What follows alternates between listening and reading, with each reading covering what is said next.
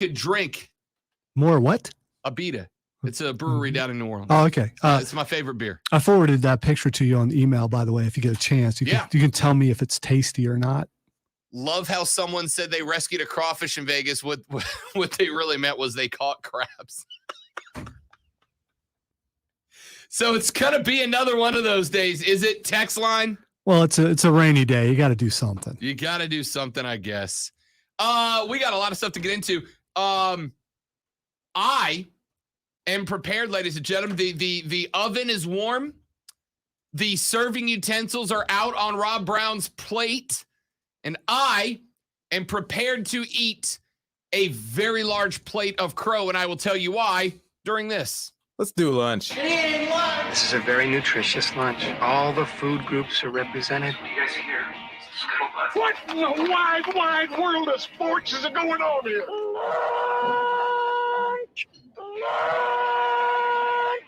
Hey, Rob. Hey, Lonzo. What's your little salt, little pepper. Okay. Sprinkle of cayenne. All right. You want your crow? Lemon pepper goes on fish exclusively. I will fight to the death on that. Okay. Do not put lemon pepper on my red meat. Lemon pepper is for fish and nothing else. I will fight and die on that hill. Is crow red meat? It's bird, but lemon pepper doesn't go on bird either. Okay. I don't want lemon pepper chicken, you know? Like those guys. Lemon pepper. Okay, I guess. If you're Lou Williams at Magic City in Atlanta. Lemon pepper wings are okay. So that's a callback, Lonzo. Remember Lemon Pepper Lou from last year? Yeah, it was worth that. He was just there for the wings. They're that good. Lemon pepper wings, man. All right. Let me start by saying this. First off, to all of the veterans of the United States Armed Forces out there, happy Veterans Day. Sincerely, thank you for your service. I know that this is an area that has a lot of veterans sprinkled around it. We appreciate you. We are very, very grateful for the sacrifices that you have made and are willing to make. We appreciate it very, very much. Thank you. Thank you for what you did. Thank you for what you have done. Thank you to every veteran of the United States Armed Forces. Every time my band plays a show, we take a minute to thank the veterans in the audience, and this show is no different. We know that the sacrifices that you signed up for whatever the reason you were in, the sacrifices you signed up for, were willing to make, are at the end of the day the foundation of this country of ours. From the very beginning, from the Minutemen at Lexington and Concord to the folks that are in today, you guys are the foundation. You guys are the reason that we are able to do what we do. You guys are the reason that Lonzo and I get to come in here and talk about football and basketball and baseball and soccer like it's all that matters in our lives. Because we don't have to worry about the tough parts. We don't have to worry about the crap parts because you guys do that for us, and we would never be able to say thank you enough for the sacrifices that have been made by those of you who have worn the uniform of these great United States of America, and we are sincerely forever indebted to you. Thank you, and happy Veterans Day to those of you out there that have served. We appreciate it more than we can tell you. Let's break down 3 things you have to know before you go talk sports with your friends, family, coworkers, of the dog. And I'm cutting our lunch break down from 3 items, Lonzo, down to 1, because there is one thing that has been making the rounds on social media today. There is one thing that folks of the Carolinas are discussing today. Ladies and gentlemen, I may be eating a hearty amount of crow because apparently Cameron Newton has had a discussion with the Carolina Panthers about a potential return of number 1 back to Charlotte to don the silver and blue. They have had high-level meetings, according to multiple sources throughout the NFL sphere. Ian Rappaport, one of the first to report that earlier today. it looks like that there is a chance. It is not a definite. There are still contracts talks that have to be hammered out. There are still details that have to be hammered out. We don't know if he would be able to return to the team this week. If he'd have to wait till next week. We don't know if he'd be available for Arizona on Sunday, if it would take some time to work him in for next week. Lots of question marks on the board. But Rob Brown may be carving that crow up thick and hearty because Cam Newton has met with the Carolina Panthers about the potential to return to the team that drafted him. Some really fat crows around here too, by the way. So it's gonna be a hearty meal for you, and maybe it should be. Here's a question though. I mean, there are a lot of questions as far as bringing Cam Newton back. Does Cam Newton sign if he's not the starter? No way. No way he signs if he's not the starter. If Cam Newton, as the starter, comes back and starts winning games, what do you do? Hey, do me a favor, Lonzo. Yeah. Get the glass. We're going to need the glass. Going to need the glass like right this second. Ladies and gentlemen, Cam Newton has signed with the Carolina Panthers. The return is official. Oh, so many questions. Yes. Ian Rappaport has tweeted out less than 4 minutes ago, quote. I'm so Twitter based that my brain immediately said hashtag instead of quote. Quote from Ian Rappaport. Big time reunion. The hashtag Panthers are signing former franchise quarterback Cam Newton. That's his, little brother. He never really made it in the NFL. The Panthers are signing former franchise quarterback Cam Newton after the meeting with the Panther brass today. Thanks to the Sam Darnold injury, Cam is back with the Panthers. Rappaport then said that Newton had a good meeting with owner David Tepper, GM Scott Fitterer, and VP of Football Operations Stephen Drummond. He had previously met with Matt Rule. Quote, an honest conversation that needed to happen. They cleared the air and will move forward, end quote. So, as of literally the beginning of this show, we don't get to break news like this very often on our show, Lonzo. Usually it always seems to happen around 3:05 p.m. in the afternoon that this kind of stuff breaks. But here we are. Cam Newton's a Carolina Panther once again. We send a hearty DX to that other show. Oh, you didn't know? And I could do that because they had no idea. Just said. Cam Newton, a Carolina Panther once again. We're going to talk about that throughout the show today. Rashad Beard of the Panther Nation podcast is going to join us.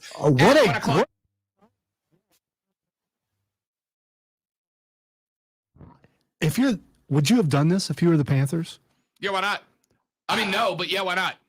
Because what you're saying is Sam Darnold is not your quarterback of the future. You do not bring Cam Newton back. You don't know what his contract is. Unless, of course, you think that you're going to the playoffs. Or you're fighting for him. I mean, they have decided not to take my advice and tank. They're just going to make a run at it. Oh, the problems is and they had to weigh this. They absolutely had to weigh this. Okay, if Cam comes back and plays to the potential and outplay Sam Darnold. And what do you do with Cam at the end of the year? We don't know what the contract is. We don't know how long the contract is, but I mean, this is a little crazy, a little unexpected. I had no idea we'd be talking about this today. I woke up this morning feeling like P. Diddy, put my glasses on, out the door. Was that like Kesha? Kesha. I actually knew it. Kesha. Yeah. Oh, I feel dirty. Kesha song. I felt I also learned earlier this morning that Lonzo has a deep hatred of Bryan Adams. Well, it wasn't earlier this morning. It was like 15 minutes ago. Cam Newton was a Panther, so that's old news. Oh, well, my hatred of Bryan Adams is also old news, but it's just. I didn't know about it. It's just new to you. I've never seen Lonzo light up the way when I came in and said, I need somebody, everybody. Oh, don't do it. No. And Lonzo said, do not bring that in here. This is a Bryan Adams free zone. Don't.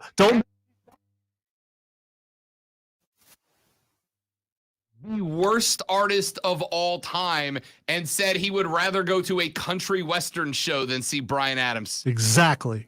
Yes. So anyway, Cam Newton's a Panther.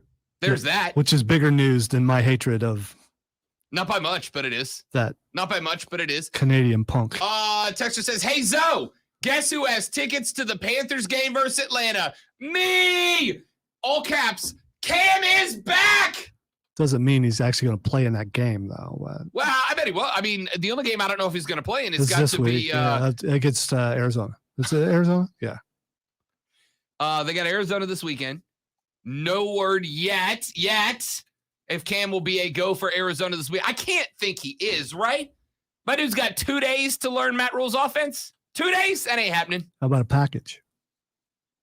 How about put him in for I think learn every solo back set? I'm just guessing he could learn a few plays before then. Maybe not an entire game's worth, but he could learn a few plays, yes. He has some familiarity with handing the ball off to Christian McCaffrey. He could do that. The Panthers fans are, and I believe the kids say the phrase lit right now. Despite everything, I love Cam Newton. So do I. I loved him with the Panthers. I don't understand those people always pouting all that stuff. Whatever. You guys you're too grown up for football. It just, I'm glad to see him back, but man, I'm concerned with these problems that this is going to cause. Unless he comes back and just outright sucks, which could happen. So he's at least in Belichick's mind equal or lesser than Mac Jones. Or maybe just not a fit for his offense. I don't know. Has he diminished so much that he makes Sam Darnold look good?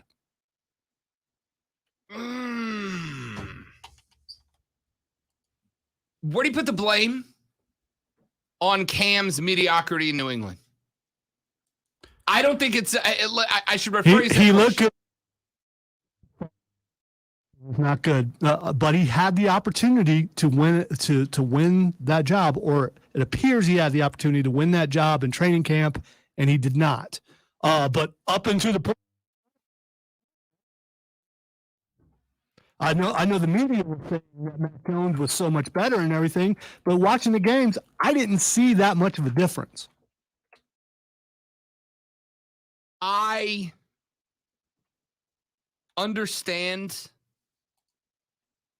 what a lot of people have said about the COVID fog, right? A lot. In fact, and that stuff is real. The fog is definitely real. I was gonna say I don't mean to put him on the spot, and I hope I'm not oversharing here, Lonzo. But I remember last year, you had talked about it. Yeah, because I got it for Christmas, which was the gift I didn't. The gift that just kept on giving. I didn't really want it, But you mentioned that there was a little haze. There absolutely was. And even through COVID, I still worked at home, but things that would take me, a couple minutes, you see me in the office, but stuff out was taking me hours because I would just sit there and look at the screen and things just would not compute. And I put it akin to when I had a concussion a couple of times, how everything just kind of, it feels off and you just can't quite get there. And it took a while to recover from it, and it takes some people a long time, and some people haven't recovered yet. So I completely get that.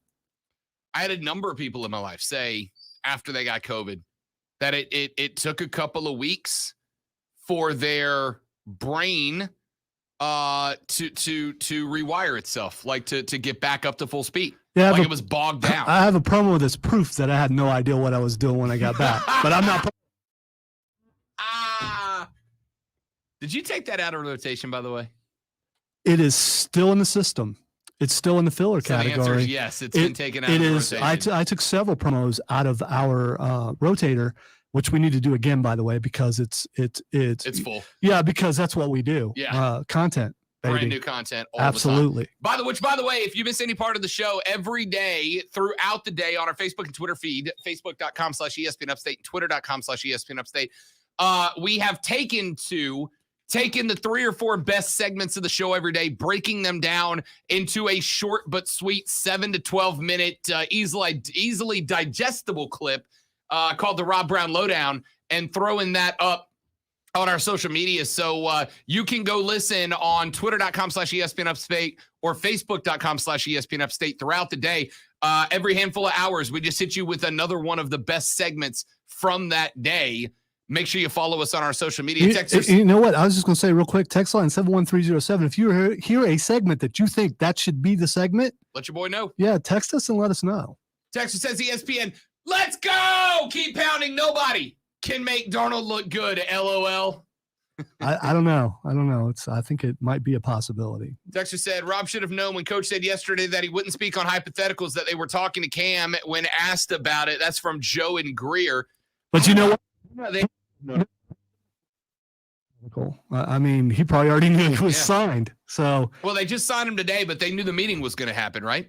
But then again, or did they? I mean, they're do something and not let the coach know. That's a bad sign for the coach, though. I don't think that's what went down. So in Rappaport, the first report that we got that Carolina was going to be meeting with Sam Darnold came in earlier this morning. Apparently the overall conversation started yesterday afternoon or yesterday around noon. And then the meeting was set for today before he ultimately signed. So that's interesting. Sean says, thanks for spending lunch with me, guys. Appreciate y'all. Yeah, absolutely. Thanks for letting us, man. That's why we do the show. Want you guys to have a little break from the real world. Next time, Sean, bring enough for all of us. I'm just saying. I would like some crawfish right now. Cam will light it up in Charlotte. Charlotte is Cam country. Another texter says, Big Ben's arm greater than Cam's arm. Change my mind. Well, I don't know that I'm going to change my mind. And I don't even know that I'd say you're wrong, but I would say that Cam Newton is probably a more... At what point of their career are we talking, though? Are we talking... I say now. Let's just talk about him now. Yeah. We'll find out. I mean, Ben's still got a gun. Yeah, the thing is... I'm guessing... Cam could still move, though. Oh, yeah, 100%. Cam's more mobile than Big Ben. Ain't no doubt about that. Ben will just lumber forward. Yeah.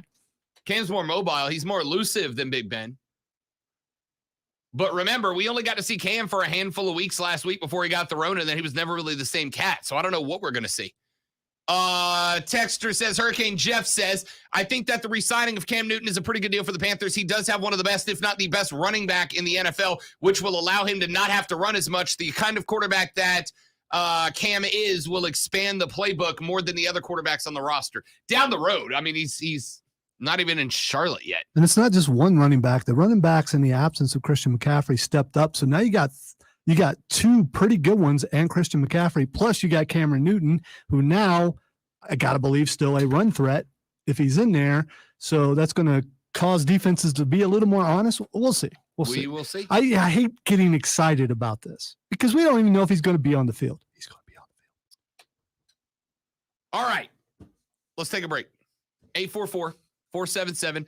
844-477-3776. Text us on the Ingles Market text line at 71307, 71307. Thank you for spending your lunch break with us. It's Rob and Lonzo on the Rob Brown Show on ESPN Upstate.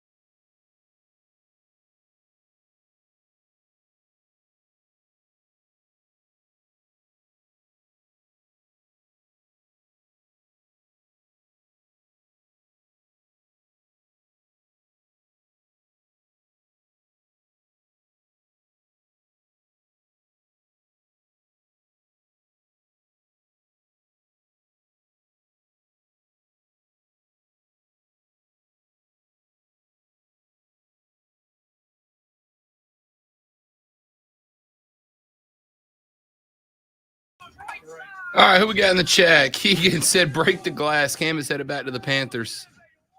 Steven's pumped about it, too. Keegan was a little late, though. And I don't know if it's because, delay or what. Keegan down there, you not be here right at noon when we start the show. Yeah, because, we had already said it when that show. But, it could be, some lag delay or something.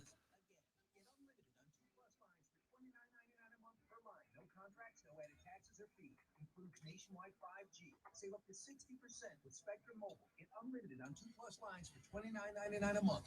Call 855-438-2999 or visit the store near you. Offer valid for new customers on 2+ unlimited plans. Spectrum Internet required. Savings based on 2-line comparison of unlimited plans from major national carriers as of 9/2021. Prepaid excluded.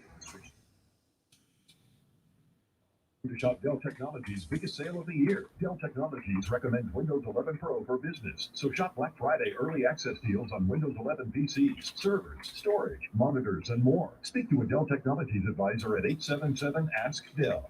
This report is sponsored by Wendy's. Right now at Wendy's, see why everyone is raving about their brand new fries. Natural cut, skin on with a hint of sea salt and guaranteed to be hot and crispy or they'll replace them. The way fries should be. Try Wendy's guaranteed hot and crispy fries today at participating U.S. Wendy's. Lead for Upstate Sports.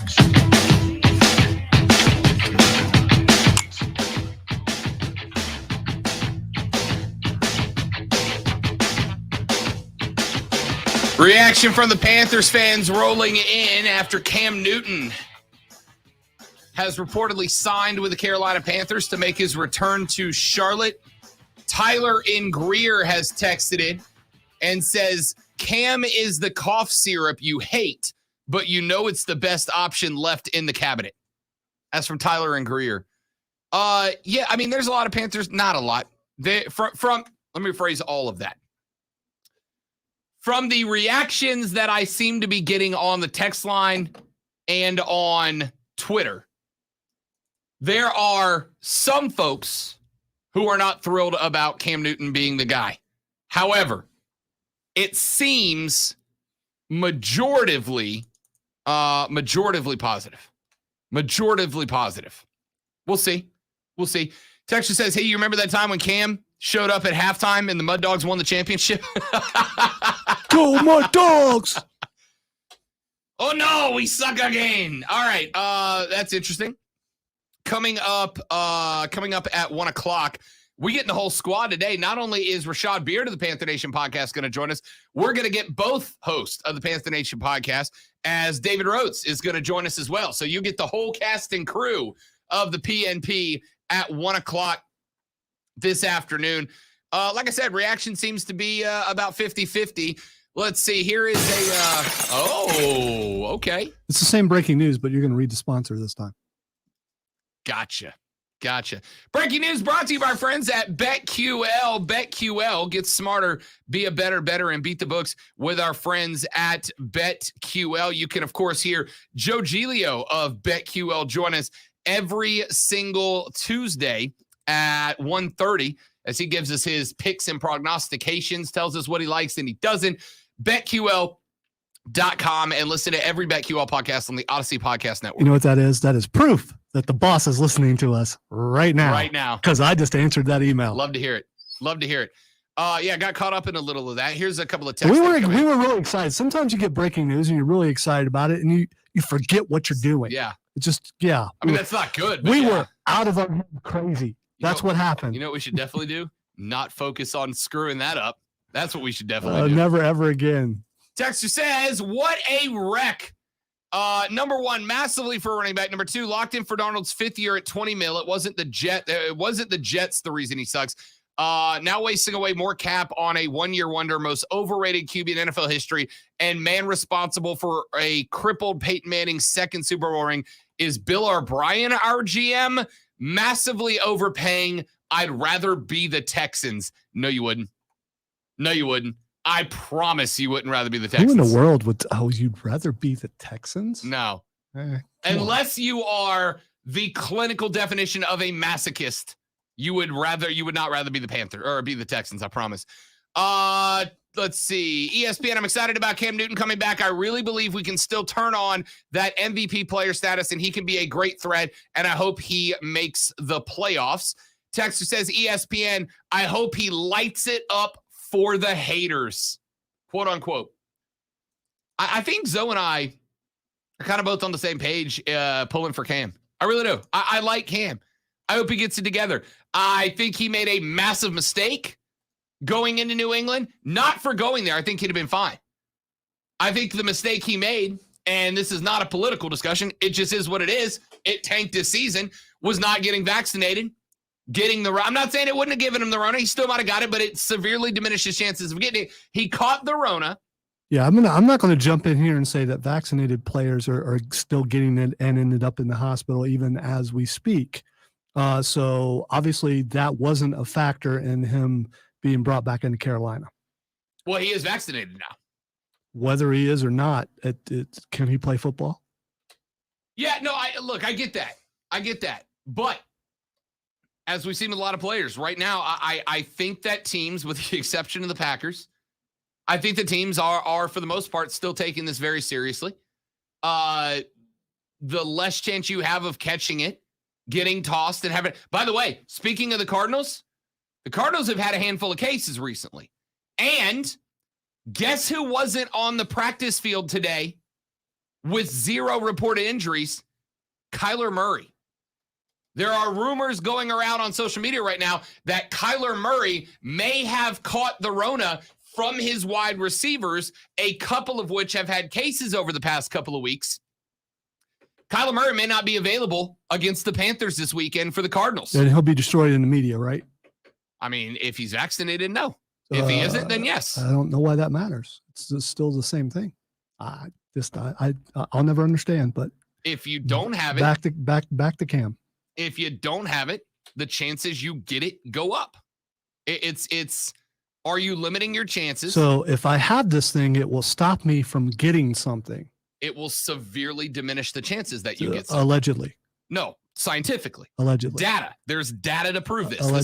This is not a hypothesis. This is not a theory. This is a fact.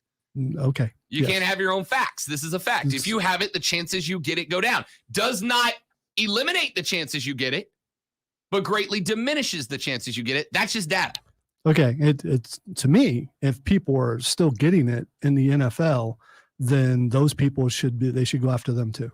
So I'm just saying. They should go after people who have been vaccinated, but still getting because they're getting some. Yeah, because they're still getting. They're hurting their team. How dare they catch such a thing? You can't stop yourself from getting the Rona. You're right. You can limit the chances you get it. You're right. Right. Well, it's like saying we should go after people who get in a car accident because we go after people who get in DUI car accidents. No. Those are two different circumstances. And that's why everybody's upset with Aaron Rodgers. Not because he got it, but because he lied about the situation that would have diminished his chances of getting it. He lied? When did he lie? When he said he was immunized, when he was not. He was immunized. No, he was not.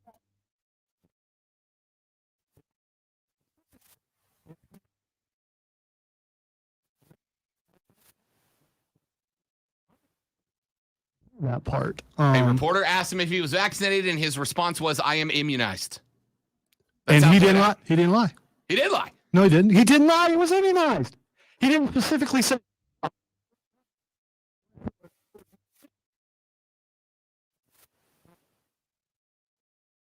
If you knowingly omit information, yeah.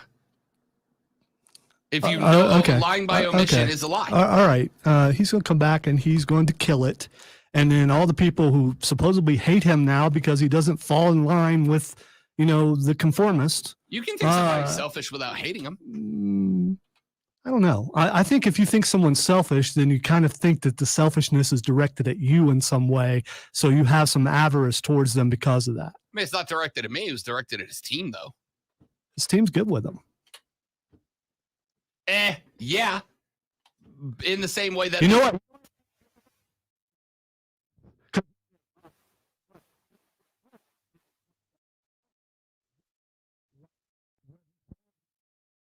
He's still one of the best of all time. Will this taint his legacy? No, he's still one of the best of all time. This will blow over like anything else, and this being used as something against one person and not against another, it's ridiculous. Texas says, I see no difference either, Alonzo. The only people I know who have caught COVID were vaccinated for it. No. I mean, maybe. Well, in your life, I was going to.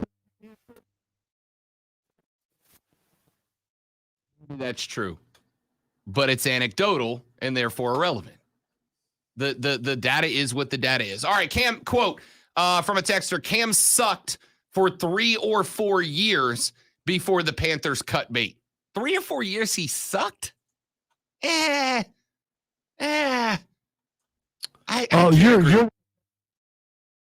was stellar. But Cam sucked. But Cam. Yeah, that's it. ESPN, who is Cam going to get traded to after this time? Has there ever been a player that was traded away from the same team 2 times? Nah, I think if you have Cam here, it's to finish out, right? If there is, it's probably like a running back or something like that. I'm sure it has happened, but not to a notable name. At least not off the top of my head. Doesn't mean it hasn't, but I can't think of one off the top of my head. But also, I'm dumb, so who knows? All right. Cam Newton is now a Carolina Panther. He met with the team earlier this morning. The news broke right as we were coming on the air that Cam Newton is back. Texter says, I hated he left. I'm happy he's back. He's going to have something to prove. I will say this, though. This is you and I have talked in the past, right, about we and most people who are uber competitive, as Lonzo and I both are, ask us how bowling goes. Why, man? Why you got to bring that up? You know it's Thursday. You know we're done. We're not actually bowling tonight. Thanks. I know. People who are uber competitive, and I think Cam is. We saw the workout videos that came after he got cut by the Panthers last year, right? Like we saw the videos. That dude looked like he was in the best shape of his life. Some people, everybody's motivated in different ways, right? What'd you say, Lonzo, yesterday? Some people are motivated by attaboys. Some people are motivated by coaching. And some people are motivated when they get a boot shoved square into the backside. Well, some people are motivated by, Lonzo, as the kids say, the haters. Cam's got a cup of haters. The ones who are the haters will always hate him. And there's nothing he can do to change their mind. He could take them to the Super Bowl and win the Super Bowl, and they'll find flaws with him because they don't like him. Because they a cup of haters. What do we got over here? Are we overdoing wrestling? No, it's bothering me because you do that accent better than me. So, and as a rule, if someone does an accent better than you just can't do it. It's killing me. It's killing me because you do it so well. So Cam's got a cup of haters. Hey, look at that. There's a picture of Cam and there it is right there. Tepper. Yeah. Carolina Panthers at Panthers tweeting out together it's again. A nice house. I see the wardrobe selections have not broken up for Cam.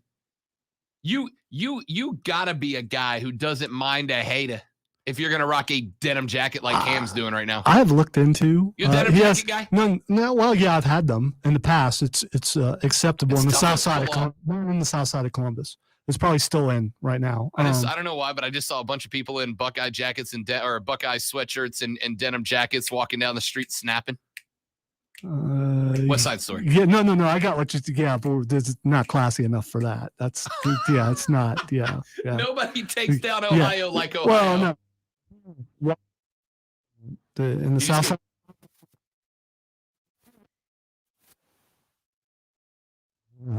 Starts singing a song about fighting and then gets shanked. I think Cam. I hope Cam. Let me rephrase that, Lonzo. I hope Cam Newton is a guy who is driven by proving the haters wrong. I hope he is, because if he is, this text line right here might push him to be NFC MVP. My wife has just texted me, and she's excited about Cam. It seems like, and this is certainly not a scientific poll of any type, but it seems like the majority of Panthers fans are happy about this. It seems like the majority of Panthers fans are happy about this. However, the ones that are not happy about this, Lonzo, they got words. Keep your text coming in. What's your reaction to Cam Newton being re-signed by the Carolina Panthers? We'll keep reading them on the air when we come back on the Rob Brown Show at ESPN Upstate. You're going to find out that some of those haters, probably the deep-seated thing goes back to college and they don't like Auburn. Wouldn't shock me. They hated him in college. How many people do hate Cam based on how many people hold college grudges into the NFL? We personally know of someone with that. True story. Yes. True story. Over a quarterback who is now with the Rams. Oh, I know exactly what you were talking about. Yeah. So, and there are a lot of people like Sunday against the Cardinals. Panthers were searching for options at QB with Sam Darnold sidelined 4 to 6 weeks with a shoulder injury. ESPN's Diana Rossini reporting the team talking to free agent receiver Odell Beckham Jr. believe he'll wait until after the games are complete on Sunday before making his final decision. The Chiefs, Patriots, Saints, Seahawks, and Patriots among those pursuing OBJ this week. The Cowboys pass rush taking a hit. Defensive end Randy Gregory set to miss multiple weeks with a calf injury sustained yesterday at practice. Right now, Dallas's plan to replace him is from within its roster and not look for free agent help.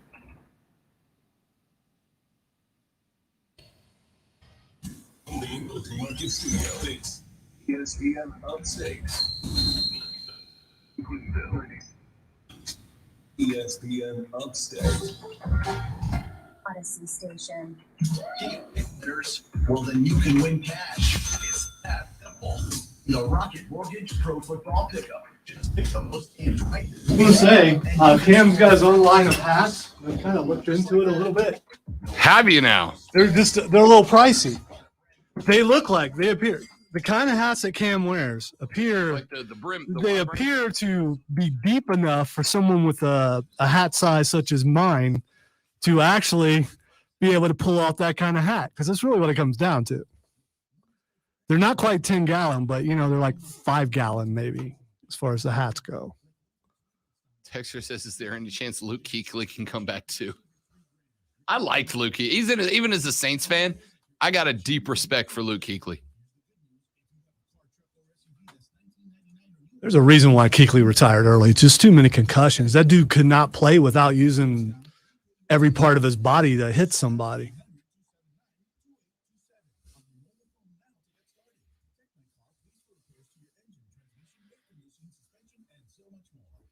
I remember asking this coach about that. I was like, can you slow Luke down so he doesn't get so many concussions? He's like, nope, just can't do it.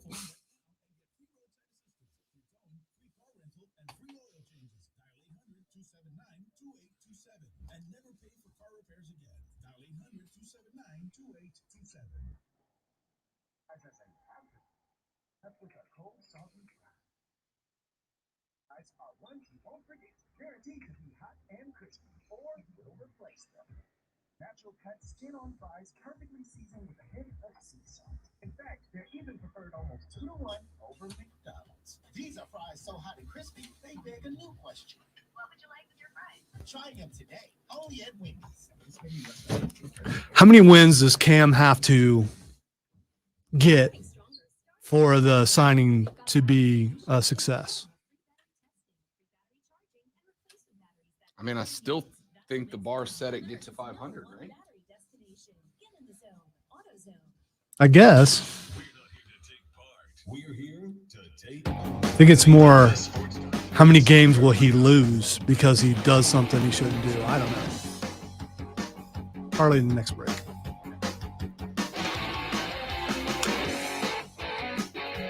So Lonzo asked me a question while we were off the air a second ago. He said, how many wins does Cam Newton have to get in order to declare this a successful signing? I still think getting to 500 is the mark, right? Like, I still think having a 500 season is the mark. I don't think that changes. I think if Cam Newton was your starter in week 1 and had never left the organization, then I think maybe we're looking at, 10, 11 wins being the mark. But I still think getting to 500 is a successful year, right? It's still an upward trajectory. Even if things went sideways, you dropped a handful of games that you lost to teams you shouldn't have lost to. I still think being able to push back to 500 is the mark. Will there be chance of we want Cam even in the stadium this weekend, even though they're not at home? I don't know. Do the Panthers fans travel well? I can't imagine they do. I'm sorry. And I don't mean to take down the Panthers on a day of joy and celebration, mostly. But Panthers fans, like, BOA from what I've been told, and I haven't gotten to a Panthers game yet because I'm doing the the Carolina kickoff show 2 hours before every Panthers game, and obviously this Sunday's edition just got more interesting. But everybody I've talked to, where can we hear that at, Rob? Well, I'm glad you asked, Lonzo, the content cash cow. Let me tell you, you can listen to the kickoff show, the Carolina kickoff show, 2 hours before kickoff every game day on Classic Rock 101.1. That's my FM DJ voice. Okay, so you weren't impersonating, anyone that's actually on those airwaves. No, if I was going to do Stone Man, I'd do it like this. And the boss is on there too, so I don't know. I'm not even going for that one. Okay, all right. Just making sure in case he's still listening. Not even going for that one. The Carolina kickoff show airs 2 hours before game day, before the Panthers games this weekend. We will be live at Wings Etc. in Boiling Springs, right off of Boiling Springs Road. Carolina, Arizona is your 4:05 game. So we will be live at 2:00 in the afternoon on the back porch at Wings Etc. in Boiling Springs. Come on by. I'd love to have you. Let's have it. Let's have some fun. Let's roll. So I don't know that Panthers fans travel all that well, and that's not an insult. Right? That's not an insult. It just is what it is. See, my question is more about the fandom of Cam Newton, because I think it's bigger than Carolina. I think there are people who are just fans of Cam Newton, and I think if we hear chants, it will be those people, not necessarily Panther fans that traveled to Arizona. Just Cam fans? Yes. I don't know what his role is on Sunday, to be honest with you. I do not know what his role is on Sunday. I can't imagine it's a big one. I think Lonzo's probably on the right track, right? I think he's probably on the right track. I think he's probably going to work into the game, though. A texter just wrote in and said they just announced he's starting on Sunday. Starting on Sunday? I'm looking. Where'd you? If you don't mind, texter, I'm not saying I don't believe you. I'm just asking. Where'd you get that? Where'd you get that? Looking for it. You can't start him, right? Well, yeah. Does he practice today? Even if he practices today, usually you don't have a full contact practice on Friday. Travel day Saturday, or travel day Friday and then walk through on Saturday. Either way, dude's not getting more than one practice in if he practices today. Now, he's in Charlotte. The Panthers just tweeted out a few minutes ago, about half an hour ago, a picture of Cam with David Tepper. But, I mean, even if he's there and he gets one practice, texter says they just said it in the sports break on your station. Do you think I'm listening? No, I do, but I wasn't for this. We kind of were. I think we both went to the restroom or something. Yeah. Yeah. We were busy. Get off me. I'm interested. If they do start Cam, what do you expect on Sunday? I can't. Right.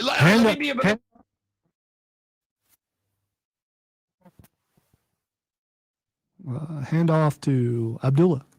That's what I expect. Cam Newton breaks out into a run. Expect a lot of that. I'm very curious. A,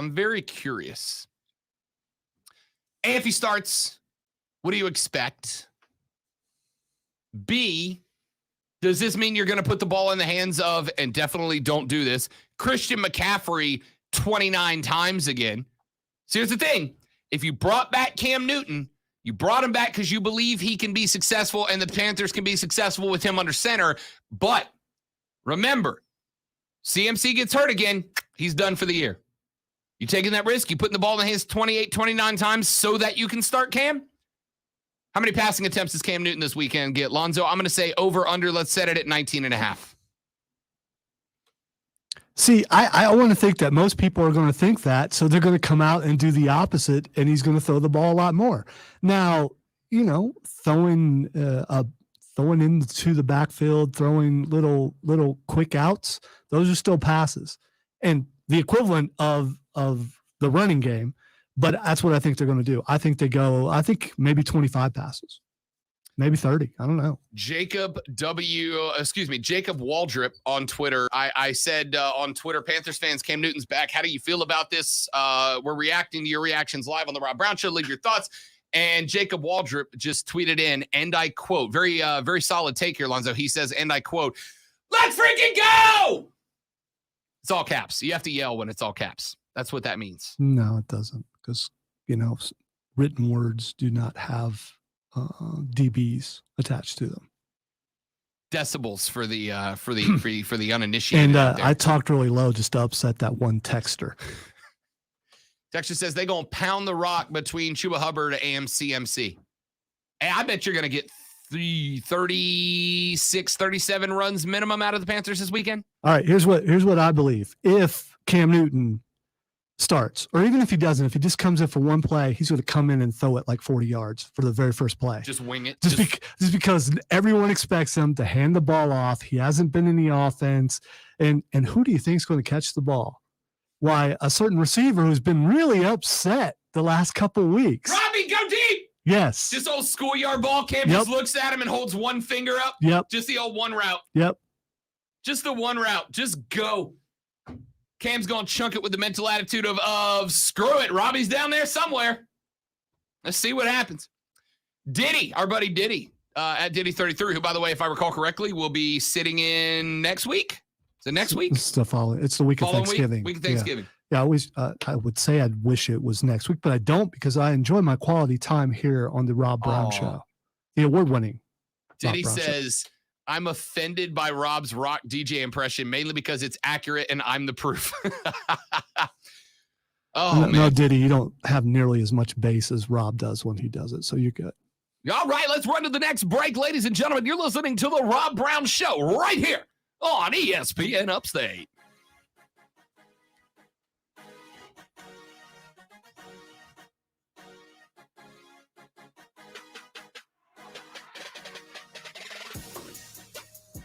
Harley Davidson of Greenville wants to welcome you into the Harley Davidson family. Listen, here's the deal. You go to the vast, overwhelming majority of dealerships and you buy a motorcycle. And then that's it. You're done. They're going to go, all right, well, when you need an oil change, come back. And that's pretty much it. Then your email is going to be filled up with them like once every 2 months, sending you some sort of sales notice. That's not what happens at Harley Davidson of Greenville. When you buy from Harley Davidson of Greenville, whether it is a brand new 2021, whether it is your dream bike from the largest inventory of pre-owned bikes in the upstate of South Carolina, when you buy from Harley Davidson of Greenville, you are going to end up having a family. They are going to take care of you from start to finish. Not only are they going to make sure you get the bike that you want, the style, the power, the look, the tech, all wrapped up, they're going to make sure that it is taken care of for the entire time that you own it. The folks that work in the office there at Harley live that life. They know these bikes inside and out, so you can rest assured that when you need work done on your bike, it is going to be done by trained professionals who have more knowledge than anybody else. Check it out. Go see what I mean. Go to 30 Chrome Drive in Greenville, 30 Chrome Drive, or see the entire selection online at upstateharley.com. Upstateharley.com. It's Harley Davidson of Greenville.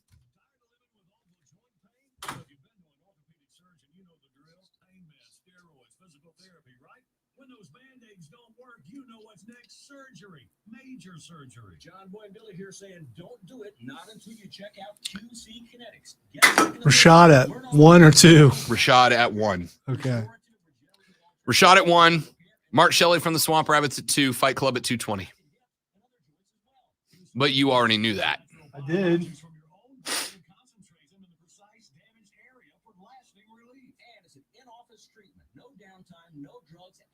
Surgery. Don't go under the knife if you don't have to. Do you want to go ahead and give me Rashad's number, since Sure. we're only going to have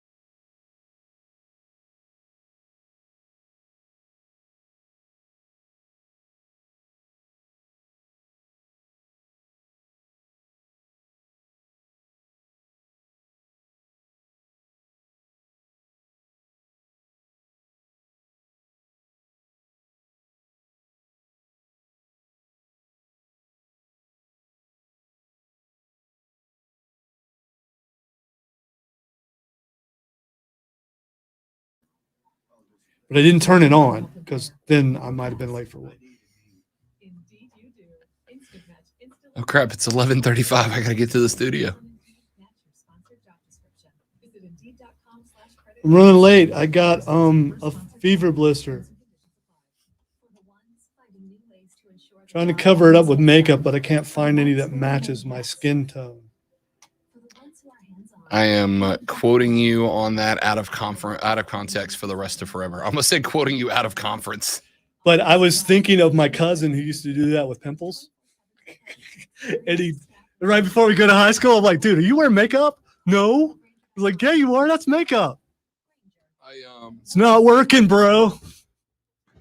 When I worked in TV, I had to pick out and apply my own makeup every day. Oh, you had to apply your own? Incredible what details being filmed in HD 1080p and going on a 65-inch TV can show.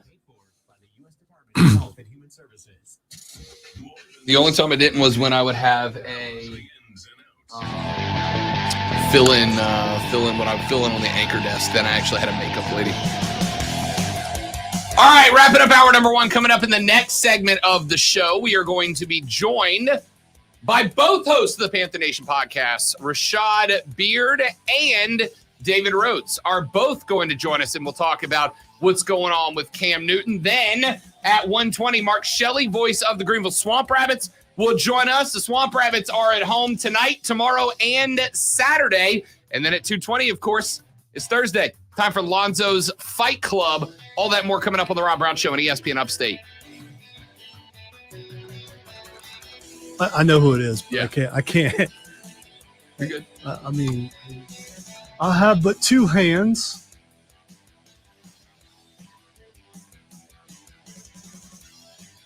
David, if you're watching, just hold on.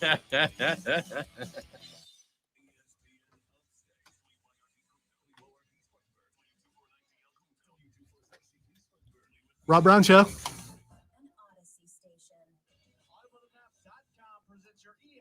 Okay. We've got we've got about 2 minutes. Hang on.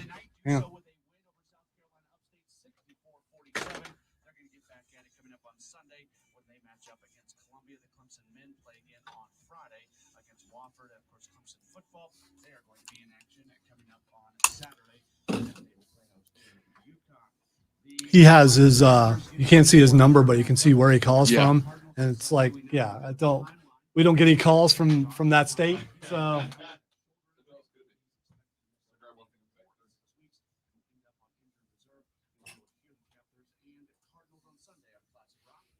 by the way, if you're ever calling in and you're also watching on the stream and you see me just sitting there looking at the phones, because both my hands are on the board and I can't, I have many skills, but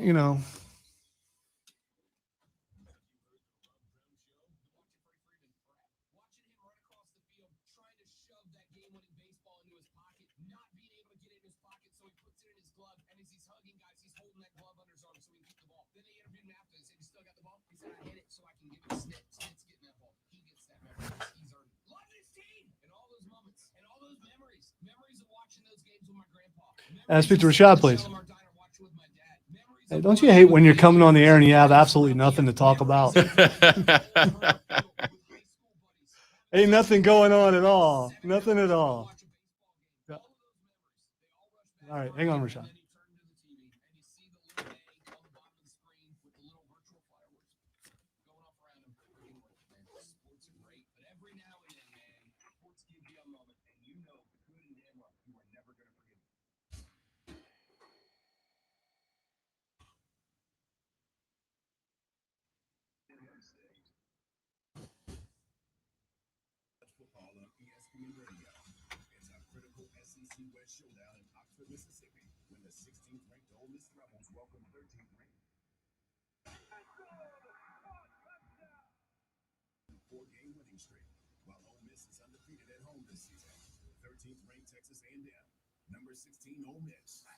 Saturday night at 6:30 on your games in college football.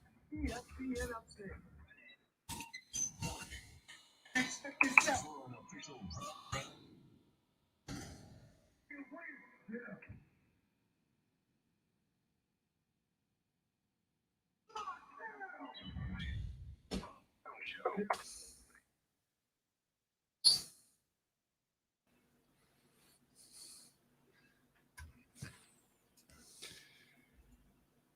Welcome back, ladies and gentlemen. Our numero dos of the Rob Brown Show's back on the radio. It's ESPN Upstate. And if you have not heard the news, welcome out from under that rock you've been hanging out for the last hour. Cam Newton is a Carolina Panther one more time again. Todd H_1991 on Twitter said, "We so hype." Texture says, Cam coming back is only great for Panthers or Panther fans. If this is a thank you tour and he retires at the end of the year, he's earned the opportunity to retire a Panther. Another texter said the Panthers could run the annexation of Puerto Rico. Solid reference. Very, very nice. Solid reference. Appreciate that. Another texter said Cam is only back because Sam Darnold is hurt. It was Cam or nothing. I guess take Cam. He's better than putting your punter under center. Wait. They signed that one dude that's been around. Oh, Matt Barkley? Yeah, that guy. Of 11 different NFL teams? Yeah, that dude. Another texture says Cam is only back because Sam Darnold is hurt. It was Cam. Oh, that's the same one. Texture says they're going to pound the rock between Hubbard and CMC. A lot of takes from you guys about Cam Newton today. So let's go up to Charlotte, shall we? And not only are we welcoming in one half of the Panther Nation podcast, Rashad Beard, who joins us every Thursday at 1 o'clock, but we got the whole squad up in here today as David Rhodes has joined us as well. Gentlemen, happy Thursday. I sense there's a little excitement from the boys about Cam being back. It is a glorious day today. It is glorious. We welcome back Cam. Cam Newton is back. We are excited. And Panther Nation needed this. We needed this. So welcome back home, Cam. Absolutely, man. I have been thrilled since I heard the news. And it was just a random day. Had the day off. And I'm like, man, this can't be happening. And it did. And I'm so happy. Let's jump into it, fellas. Let's start with you, Rashad. Saw earlier this morning you went live on YouTube on the Panther Nation podcast. Make sure you follow them on YouTube. Get subscribed. Light up that notification bell. All that good stuff. You went live as soon as the conversation started this morning because we didn't find out he was officially signed until right after noon. But you went on when the conversation started. My man, you were lit at just the thought of Cam getting signed. Talk to me about the last hour and 5 minutes since you learned it happened and what your thoughts are. Yeah, I think that, as soon as it was released publicly, they wouldn't have done that without it going to happen. So when I was live, I knew it was going to happen. It was just a matter of time, whether it happened, while I was going live or later today. We knew it was going to happen. And so I think it was a great thing. I'm excited. And I don't even care what we finish the season. Honestly, I really don't care. We could, we're going to be competitive with Cam because he's just that competitive type of dude. I think he brings another element to this offense that's going to be difficult. Joe Brady has another guy to play around with now. And I think that I don't even really care. Like I said, I don't care how it goes. What we did to Cam was, and how it went down with this guy. This dude is a Panther legend, and how he was treated on his way out was unacceptable. Like I said, I agree with moving on from him, but it's all about how you do it. And I don't think it was done properly. So not for nothing, even if he comes back and we don't make the playoffs for some reason, he deserves the right to be back in Carolina for this thing to end the right way. He's an NFL MVP and he deserves it. So I'm happy for him and I'm happy for Panther Nation because we actually have something to be excited about. David, we were talking earlier, Lonzo and I, about the fact that Cam kind of seems like one of those guys that gets his motivation from proving the haters wrong. And there's a lot of them that have come out in the last hour and 7 minutes. What do you think Cam needs to do to prove himself? And B, what does he do to this offense to kind of spark him up a little bit after the last handful of weeks? I will say the big thing for me is the way that the offense has been playing over the past 6 weeks has been rough to say the least for the Panthers. And I think all he really ultimately has to do is not turn the ball over as much as Sam Darnold did.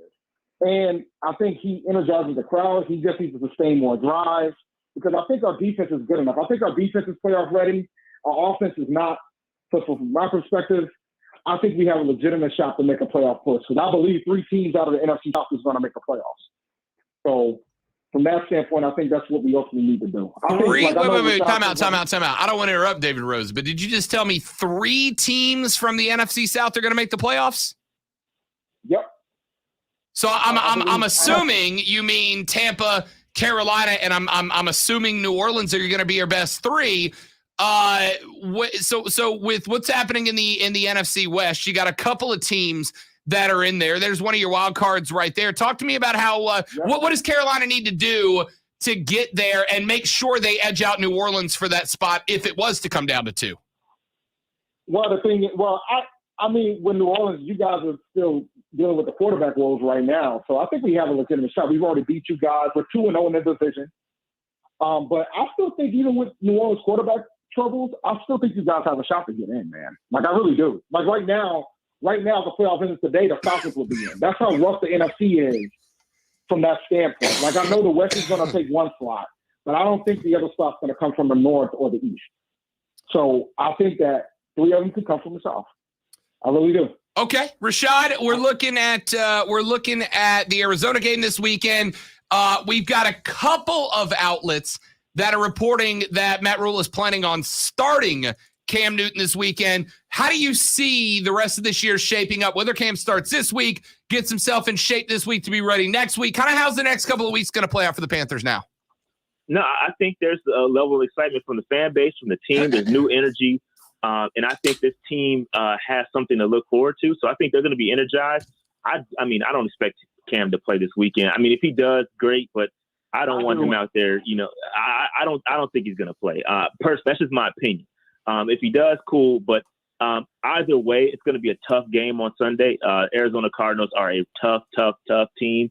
And I don't have too high hopes for this weekend. But moving forward, after that, I mean, you've got the football team and you have the Dolphins, 2 winnable games. In fact, while I was live, I purchased my ticket to the Washington football team game. So I will be live in effect for Cam's return to the bank. It's going to be amazing. After this week, I think the next 2 games are winnable. And depending on how we gain momentum from that point, I think that's going to determine how we proceed the rest of the season, because those are some tough matchups. Got the Bucs twice, still got to play the Falcons again, got to play the Saints again. So it doesn't get easy. But again, I think depending on how those 2 games go between the football team and the Dolphins, will say a lot about how we're going to proceed moving forward. David Rhodes, follow that up for me. Yeah, man. I think from our standpoint, I think we have. I didn't think we had a shot with PJ starting. I think we might have an outside shot with Cam starting, because I think he's going to be able to sustain drives. But the Cardinals do have a top 5 defense, and as do we. But Kyler Murray might not play. DeAndre Hopkins might not play. So it might get interesting for us. We might have a legitimate shot to still win out of Arizona. And like Rashad said, man, with the schedule, you know, we got the Falcons, we got the Saints, we got the Bucs twice, we got Buffalo, Miami, Washington. Those are a lot of winnable games there. I think 9 wins is all it's going to take to get that final wild card spot. So Rashad, what is the dynamic that Cam puts into this offense? I mean, look, we know Sam Darnold was struggling, had a couple of games where he looked pretty good, had a couple of games look like he totally regressed to his Adam Gase New York Jets days. Cam plays a different style of quarterback. We know that. What's the dynamic of this offense look like with him under center? I think it's going to look the same, very similar to what you saw in Atlanta. I think you're still going to be a run-first team. I still think you don't need Cam Newton out there throwing it 40 times a game. So I don't think the game plan changes much. I think what you're going to see is the execution change a bit. I think you're going to see Cam be able to hit those guys. People remember, he played with a lot of those guys that are still on the roster. Taylor Moton, Christian McCaffrey, DJ Moore. Those connections are going to be there, okay? So it's not going to be a huge chemistry thing that they need to get on the same page. That shouldn't have to occur.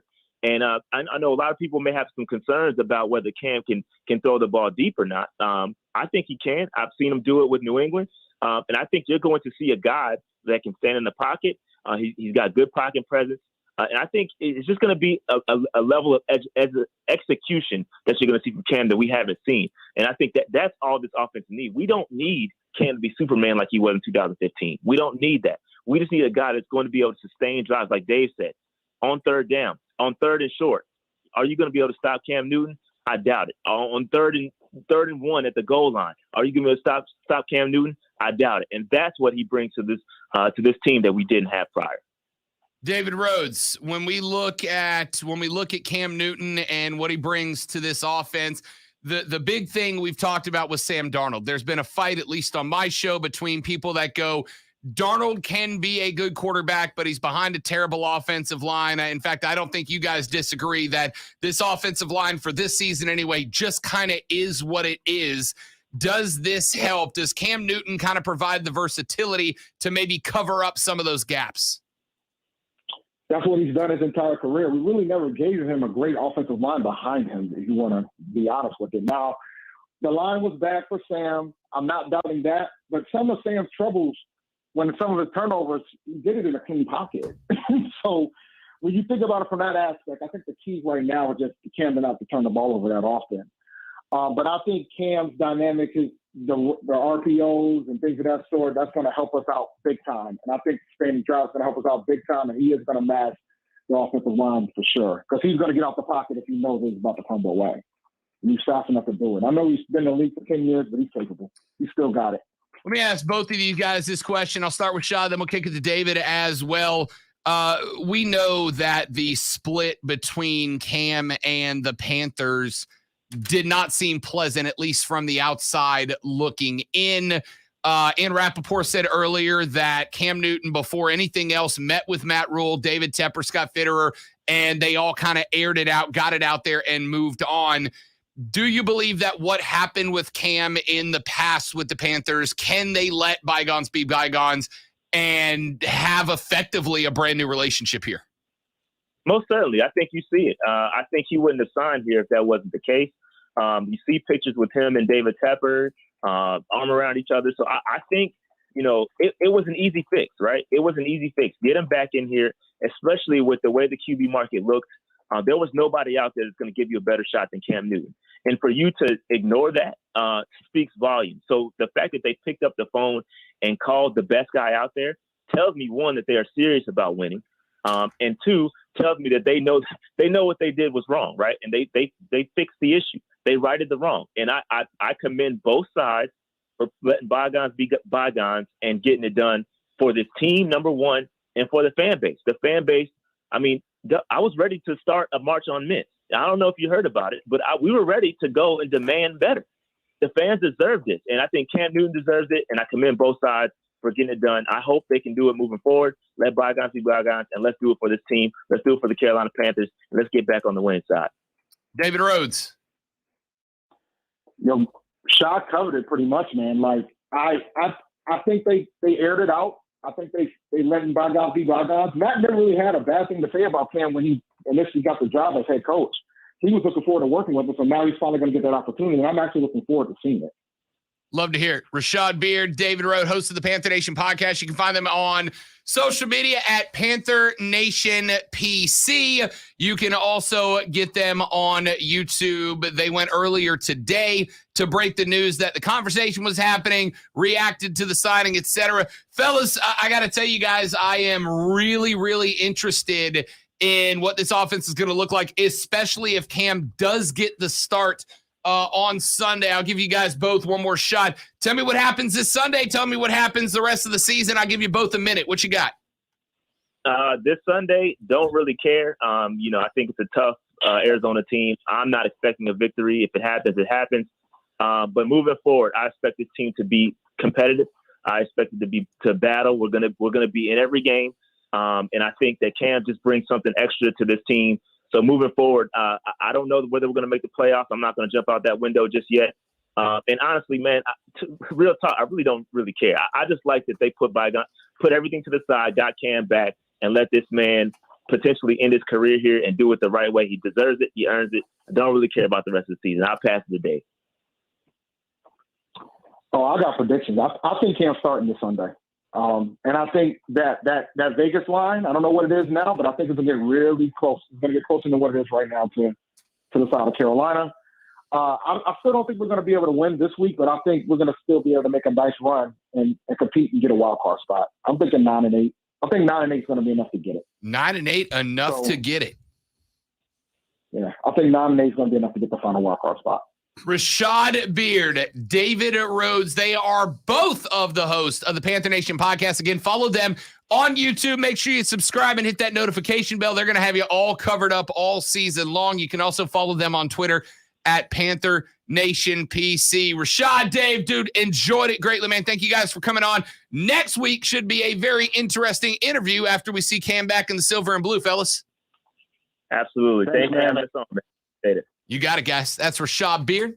That's David Rhodes, hosts of the Panther Nation podcast. When we come back, big homestand for the Greenville Swamp Rabbits as they try to right the ship and get back on the winning ways.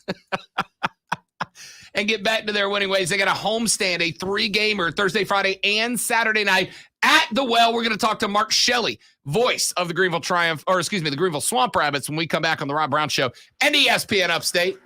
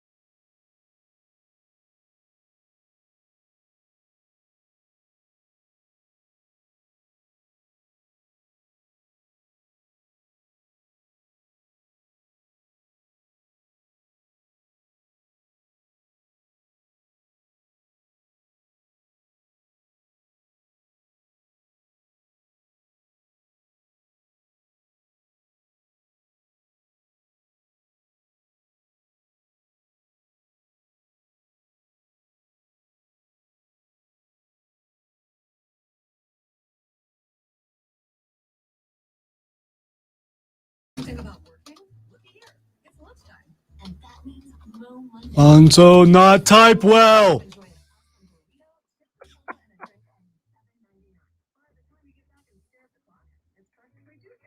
Now that thing where I'm telling my fingers what the button to hit, and they're just like, no, it's not what we're doing today.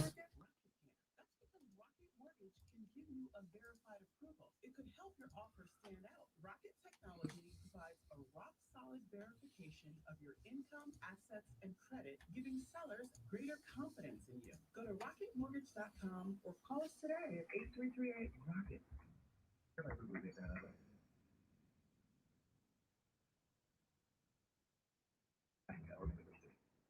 Spectrum Business is proud to support small businesses with the best internet and phone services at the best value.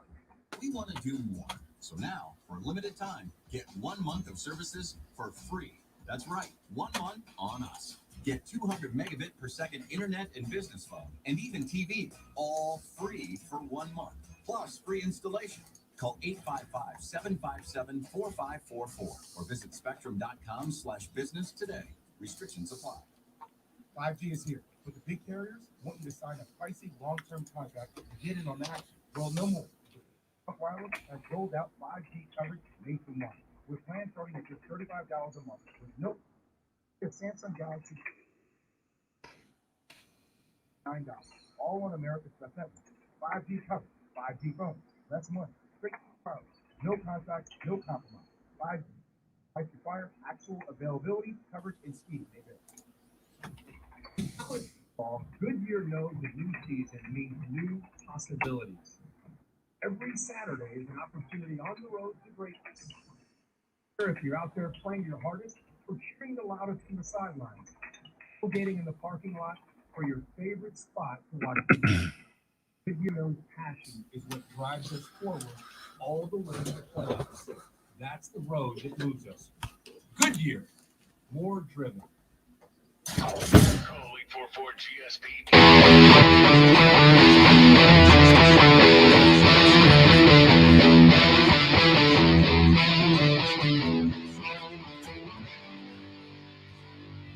We turn our eyes now to a big weekend of local sports, a 3-game stand downtown at the Well with the Swamp Rabbits, bringing it back to the house, trying to get everything back pointed into the right direction, and nobody knows this team better, with the exception of maybe Andrew Lord himself, than the voice of the Greenville Swamp Rabbits. He's the gentleman that you hear calling games every single weekend. He is my buddy, Mark Shelley, joining us here on the show. Mark, welcome back, big fella. Rob, how's it going? It's game day, so it's an exciting time back at home for just the second time this season. Yes, indeed. It's good to be back home, and it's nice for the Rabbits to be back home and to get some consistency back home, right? We've seen a couple of games at home at the Well, but the first chunk of the season, the Swamp Rabbits, Mark, have really kind of reverted back to the Road Warriors moniker that they wore so many years ago. This is a team that I think it's at least to me anyway, Mark, you confirm, kind of still searching for its identity. We know they were a very good team last year. One of the worst problems in local professional sports is that if you're really good, you get plundered for your best players. The Swamp Rabbits kind of trying to find an identity. Will getting back home and staying home for 3 days help them do that? I absolutely think so. I think this team's gotten healthy too. They were a little nicked up, and some off-ice injuries that came down, but ultimately I think this team's ready to come back out, and I think they're ready to play at this sort of that desired outcome that Andrew Lord drew up whenever he was putting this team together. I think he's bringing guys in. We're getting some guys back that were, as I mentioned, out with injuries, some guys coming back down to us from the American Hockey League. So things look great for this team, and especially to be able to have 3 games at home and to start with a team you've already played before. So they're looking to get back and get back to winning ways and really start driving to try to exceed where they finished last season. When we talk about the identity of this year's Swamp Rabbits team, we knew what last year's team was. It was a team that was really predicated around getting the puck forward in the zone. Not the most physical team, but they were absolutely capable of moving the puck around the ice very quickly and efficiently. Great chemistry on that team. As this team continues to form, what do you think will be the identity of this team, and what will folks see out of this team the next 3 nights at home at the Well? Yeah, I think, this is going to be a team that scores on the man advantage. I think, we've seen that so far this season. They have 2 power play goals on 7 chances in just those 2 home games they have here on home ice. And obviously 3 power play goals in that loss on Sunday. But so the special teams is going to be a real big identity for this team. And we're still sort of trying to figure out what it's going to look like on the defensive side of that, on the penalty kill. But I think, from what we've seen so far, that's going to be a strong factor as well. So it's going to be man up, man down is really going to be where this team lives and dies, and a great offensive front. I think, in the forward game, there's a lot of potential to score a lot of goals, and everybody loves to see that, right? So there's going to be a lot of goals being scored down the stretch, and especially once this team starts getting rolling and they really start getting some consistency played. I talked with Lordo this morning, and that was the biggest word out of his mouth, consistency. And once they do that, it's just going to start building and rolling right along. Mark Shelley, voice of the Greenville Swamp Rabbits, joining us here on the Rob Brown Show and ESPN Upstate. I am intrigued by this 3-game stand back home at the Wells, Shelley, because it really is going to be the first time that there has been consistency with the Creature Conference, right? Like we know that these level guys, when they got to go on the road, there's a lot to it. It's buses, it's airports, it's hotel rooms, etc. The guys get to be home, they get to be comfortable, they get to be on home ice, they get to be consistently for 3 nights in front of their fans. What does this weekend look like? Talk to me about this 3-game stand and what's going to make it different from the first 3 weeks of the season. Yeah, anytime you get to have a home stand and consistently wake up in your own bed, it's gonna benefit you more than waking up in a hotel bed that you can't control, and your routine is sort of set out, and things can change on the road. So when you're back at home, you get to do what you want to do, and you just fill in around when you have to be at the rink, when you have to be dressed and ready to play. So that obviously helps. And then being able to play in front of the fans, a lot of fans were expecting over these next 3 games here at home. And obviously with Wizards night coming up on Saturday night, a great promotion, nominated for ticket promo of the year last year in the ECHL.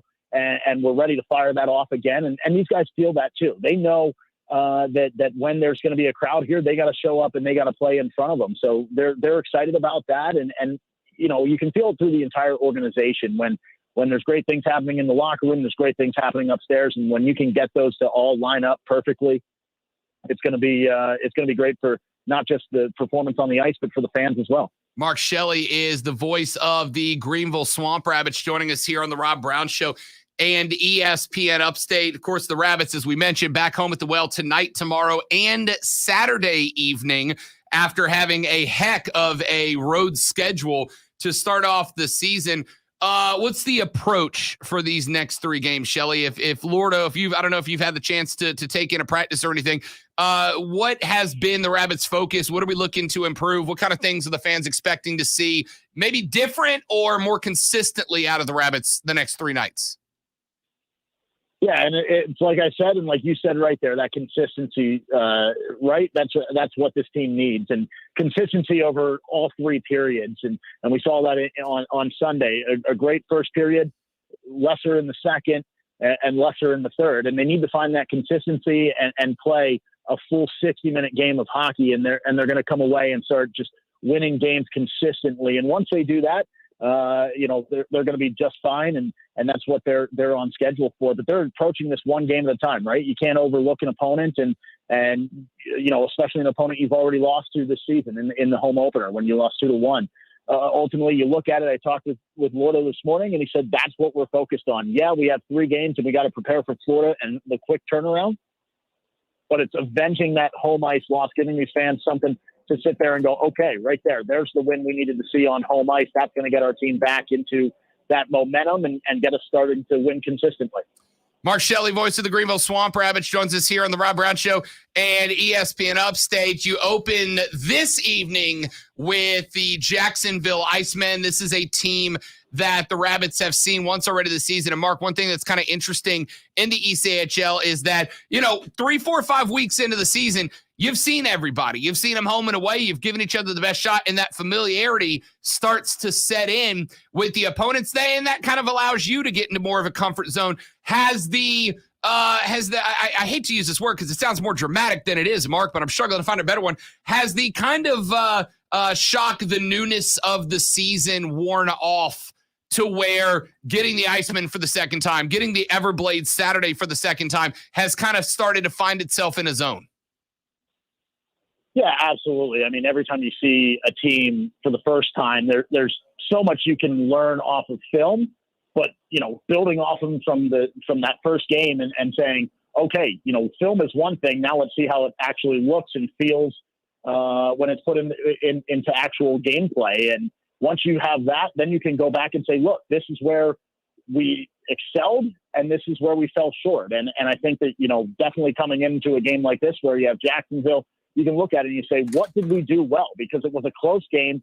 And, you look at it, you got great goaltending from Evan Fitzpatrick and defensively very strong in that game, but there were still parts that they fell short on, ultimately, falling in the game. So when you look at things like that, you can take that away. So there's only so much you can learn in film. So once tomorrow night comes with Florida, Saturday night, they're going to say, okay, that's how Florida plays in real life. That's how things are. And you got to remember, there's a lot of newcomers to this team, a lot of rookies.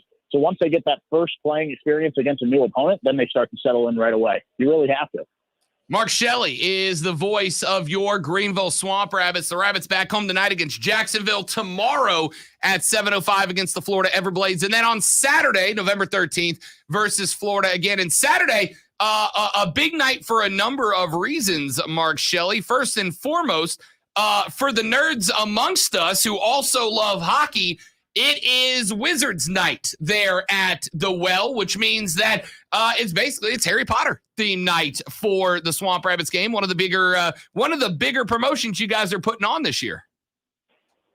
Yeah, absolutely. We have 14 promotional nights that we take pride in every season, and this is a very successful one for us from a season ago. And we think we put on a great display in the arena, and that, like I said earlier, that gets the players riled up and gets them fired up to go out and go get a win whenever you have a great crowd on hand and a crowd that's engaged in the game. And, live owls on the concourse, you can get pictures. We'll have wizards walking around.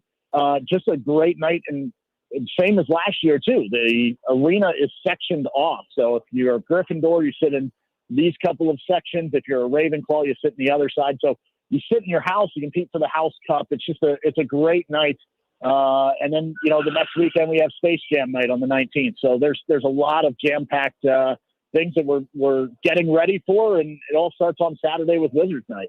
Love to hear it. Mark Shelley, voice of your Greenville Swamp Rabbits, joining us here on the Rob Brown Show and ESPN Upstate. Plus, after Wizards nights on Saturday, you guys are going to be doing something that is very cool, debuting, introducing, and doing an auction for the Fifth Quarter Club, which is a really killer way for Swamp Rabbits fans to get even more connected with the Upstate's hockey team. Talk to me about what the Fifth Quarter Club is and the folks that show up on Saturday, what they have a chance to win and be a part of.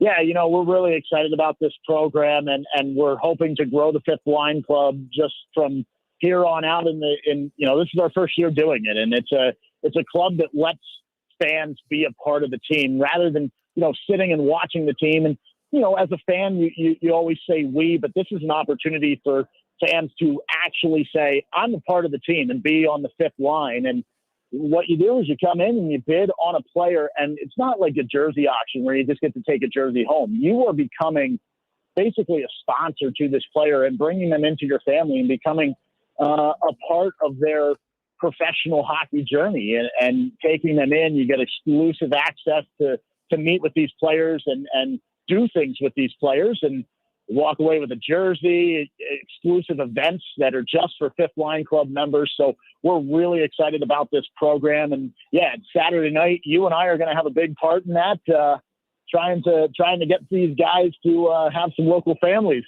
buy into them. Also, by the way, Mark Shelley, and this may this may be a secret we're letting out, but I heard that the special guest PA announcer for the Rabbits game tonight is really, really handsome. Really handsome, huh? It's just a rumor on the street, Mark. That's just a word on the street. I'm not a reporter. I just want.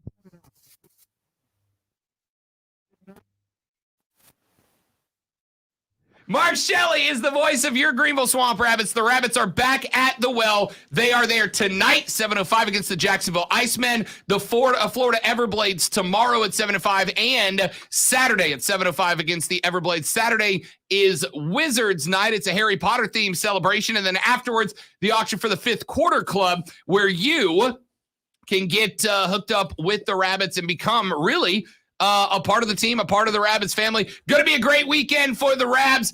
Hopefully, Mark Shelley, when we talk this time next week, we'll be talking about 3 wins back to back to back, my guy.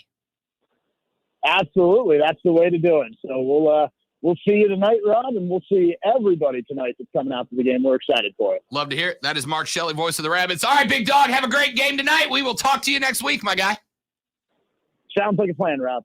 You got it. That is Mark Shelley, voice of the Greenville Swamp Rabbits. We take a break. When we come back here in just a minute from right now, Lonzo and I review our picks from last week. They went, better than the week before. And we'll make our picks for this upcoming weekend on the Rob Brown Show and ESPN Upstate.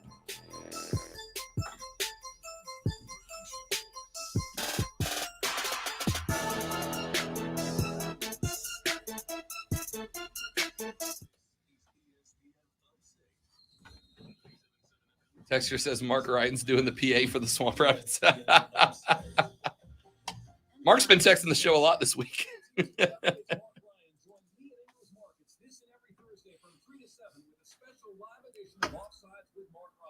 This Thursday will be at 429 East Main Street in Liberty. Brought to you by Ingles Markets on ESPN Upstate. Restrictions may apply. Pricing costs for cars may vary. Call protect my coffee details. Look, money's tight for everyone right now. It's been a tough year, and you sure don't need to get hit with a big unexpected bill. Let's go to the How are you paying the bill? If it's your transmission, that's over $3,000.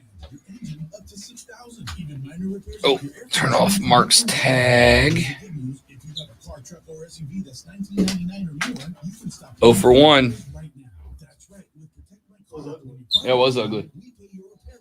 Oh, you weren't even in the ballpark on that one. I hit the same exact spot. I'm making that 0 for 3. I'm pulling left. I don't know why. So There it is. I adjusted by moving my arm right. It's all about the hips, man. Hips square to the basket. I put my hips into it and go through the wall. And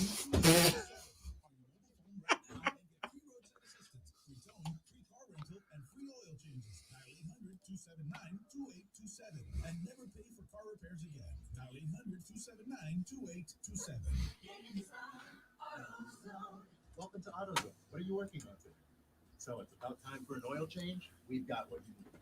Right now, you can get 5 quarts of Mobil 1 full synthetic or synthetic high mileage motor oil and an STP extended life oil filter for just $36.99. And you can get it all fast your way.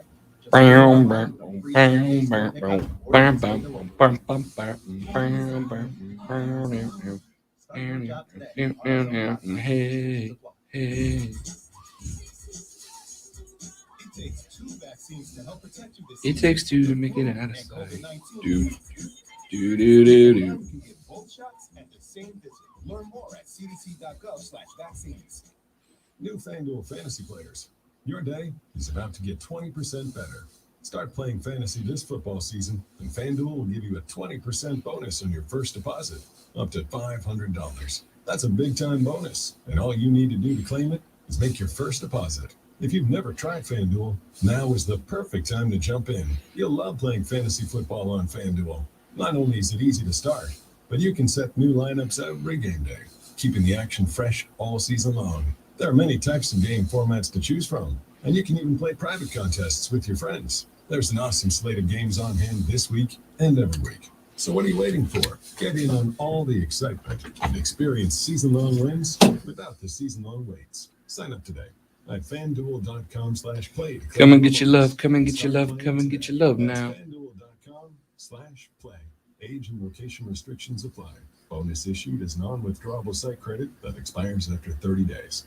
Join the Rob Brown Lockdown on Twitter. Tweet at the Rob Brown Show. On the QC, next break. All right, let's take a look down our picks from last week and start looking ahead to this weekend's football matchups. Go back to last week. Georgia Tech was at Miami. The Hurricanes were a 10.5-point favorite going into that one.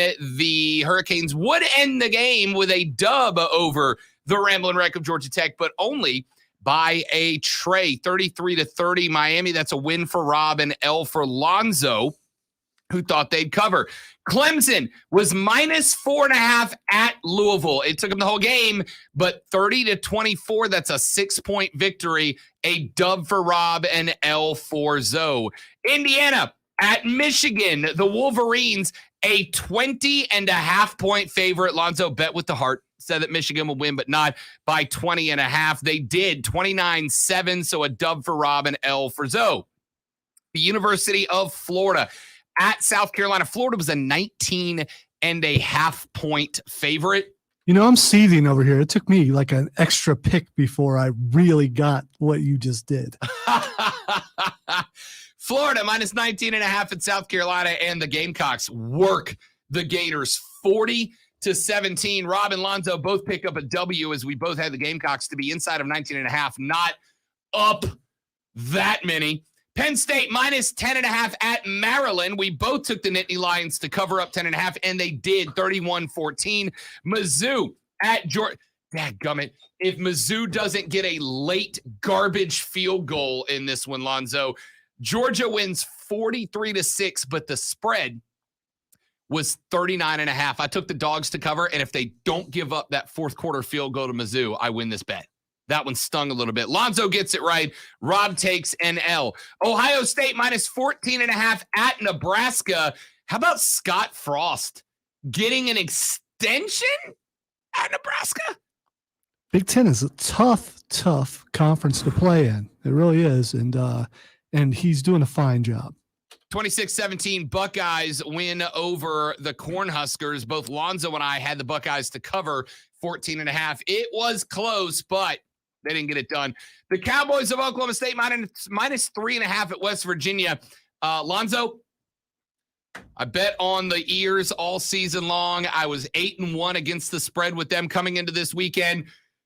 They got hammered 24-3. The Cowboys smoke them. I apologize, Oklahoma State Scooty, who sent me a text going, "You screwed that one up, buddy." And boy, howdy was he actually right. I'll take the blame for that, because I haven't been there with Rob, and I decided to do it 1 week, and look what happens. 8-2 against the spread. So it's my fault.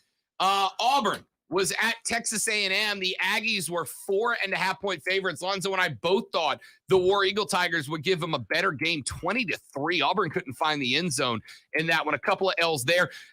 Me, Lonzo, and everyone in America got this one, if not wrong, then barely.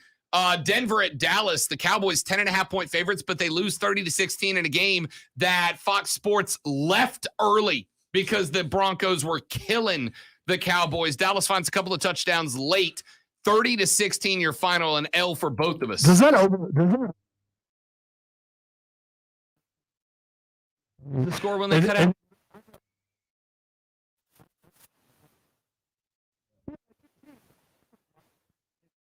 New England minus 3.5 at Carolina. Lonzo and I split on this one. Zoe took the Patriots. I took the Panthers. Zoe took the Panthers. I took the Patriots in this one. And, I thought it'd be close, but I thought New England, with Sam Darnold playing poorly, the Patriots just ran the Panthers out of the stadium. It was ugly. Oh, it was ugly. Buffalo minus 14.5-point favorites at Jacksonville. Lonzo gets away from picking for Urban, and he loses as the Jags beat the Bills in a Rob Gronkowski special 6-9. All right, you're throwing this on me. Who'd you pick? Oh, I absolutely picked Buffalo. Okay, all right. Absolutely. All right. So an L for both of us. Cleveland at Cincinnati. Cincy was a 2.5-point favorite.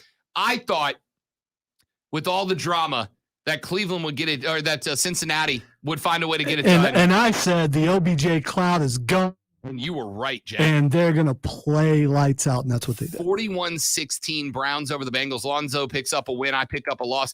Green Bay and Kansas City, we both had the Chiefs to cover up 2.5, and they did 13-7. Arizona at San Francisco. I took the Cardinals to win outright, while the Niners were a 2.5-point favorite. A dub for Rob and L for Zoe in that one. On the season, Rob 71-55, picking at a tick over 61%. Lonzo at 62-54, picking a tick over 53% on the season. Let's get to our college picks for this week. Zoe, we start North Carolina. Come on and raise up. Knocked off the last undefeated ACC team in Wake Forest. This week, they're on the road at Kenny Pickett and his Pitt Panthers. Pittsburgh, 6.5-point favorites in this one at home, Lonzo. By the way, I believe that game is actually tonight. I think you're right, actually. Yeah. I don't. I'm gonna go North Carolina. Yeah, it's a pick'em game for me. I went with North Carolina as well. I think they might win it outright, but I don't think Pitt's 6.5 points better than the Tar Heels. Cincinnati's at UCF. They got to put on a show this weekend to prove that they deserve to not get jumped. All right, what's the line? 23.5-point favorites are the Bearcats. You're right. They have to put on a show. Do I start taking risks so I come back and there's no one out there, even members of my family. I'll go first on this one so you can decide if you want to flip opposite. All right. Cincy covers the 23.5. They win by 24. Give me the Bearcats. I'm going to say no one out there, even members of my family, believed that I was going to beat you in this thing if it indeed is a competition, which it is. It is. So I'm going to have to take some risks now because I'm starting to get a little bit further behind. Well, you're okay. You're okay. It's not bad. You're inside of 10 games, and we got don't talk down to me. To go. You don't. It's condescending tone. I heard it. Everybody heard it. Cincinnati 23.5-point favorites over USF. I thought you said UCF. USF, South Florida. Oh, never mind. I'm going Cincinnati. The Bulls. Cincinnati to cover. Oh, I thought you were going to go Florida on that one. Cincinnati to cover from both of us. UConn is at Clemson. Now, Clemson is a 40.5-point favorite over the UConn Huskies, Lonzo. There's no way they cover that. No way? No way. Florida State had UMass, who was every bit as bad as UConn, and they beat them by 50. Give me the Clemson Tigers. They are putting 49 on the board. I'm not much right now. I'm telling you, they put up 30-something last week. Which is they not. Figured they're getting better. Which is not 40-something.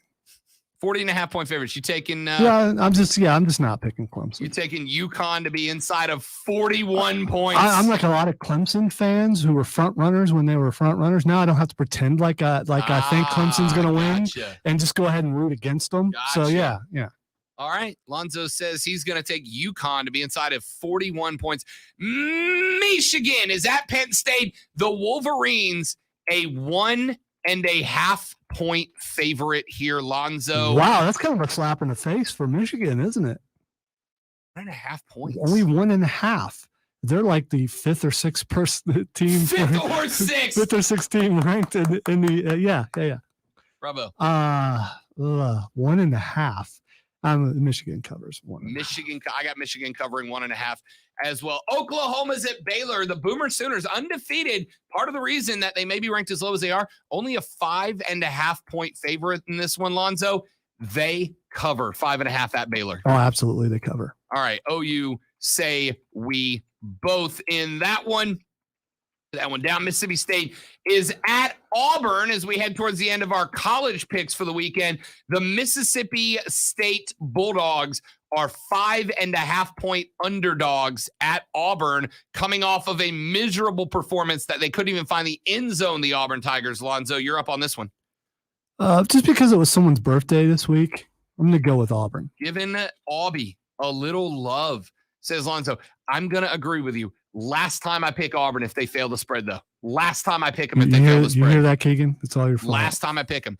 Texas A&M, 2.5-point favorites at Ole Miss in this one, Lonzo. A&M's been real good at home, but shaky on the road. Lane Kiffin's boys. These 2.5 and 1.5 stuff, that's just no. Texas A&M's got to win by 3 or better. Yeah, they got it. Put it that way. Yeah. You're going Aggies in this one? Yes.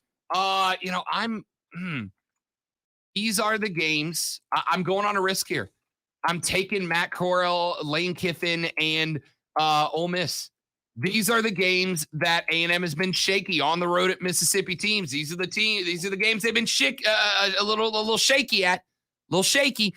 Give me the running Rebels of Ole Miss to cover up 2.5. And finally, Lonzo, South Carolina at Mizzou. And this one's interesting because every casino has one or the other at +5. So this is effectively, Lonzo, a pick'em game. Gamecocks at Tigers. Who you got? I'm going to go with the guy who recently started following you on Twitter. Yes, he did. I am going with the Gamecocks. Jason Brown, my cousin, Jason Brown, starting quarterback for the Gamecocks, followed me on Twitter yesterday. As far as I'm concerned, Lonzo, he gets the Rob Brown Show bump. Then Brown boy. Give me the Gamecocks to outright beat Mizzou on the road. Quick break. We'll come back. We will haul through our NFL picks. Hour 3 is going to get weird. Stick around on the Rob Brown Show. It's ESPN Upstate. QC.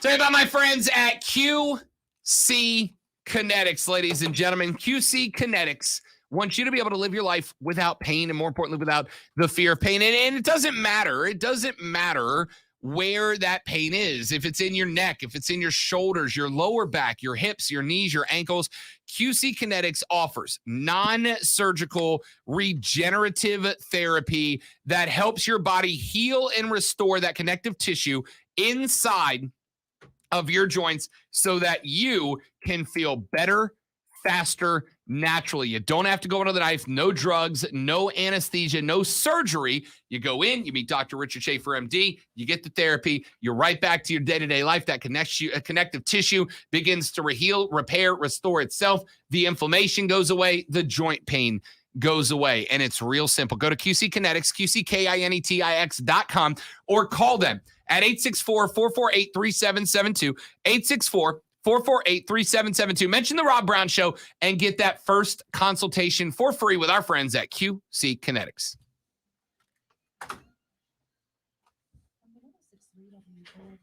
Here's the Upstate's most trusted forecast on ESPN Upstate.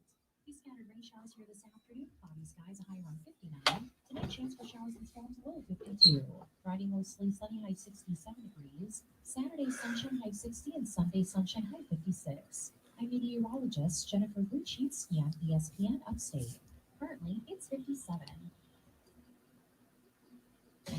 Sunday on Compass Media Network's coverage of the NFL, it's a Week 10 matchup from Dallas as the Cowboys host the Atlanta Falcons. Hi, this is Kevin Figures. Join Jerry Recco, Danny White, and myself for all the action as the NFC East leading Cowboys look to bounce back after a tough loss, but Matt Ryan and the Falcons are eager to make it 2 wins in a row. It's the Cowboys and the Falcons. If it's the NFL, it's right here. Sunday afternoon at 12:30. The NFL plays here on ESPN Upstate. The greatest of all time, the GOAT.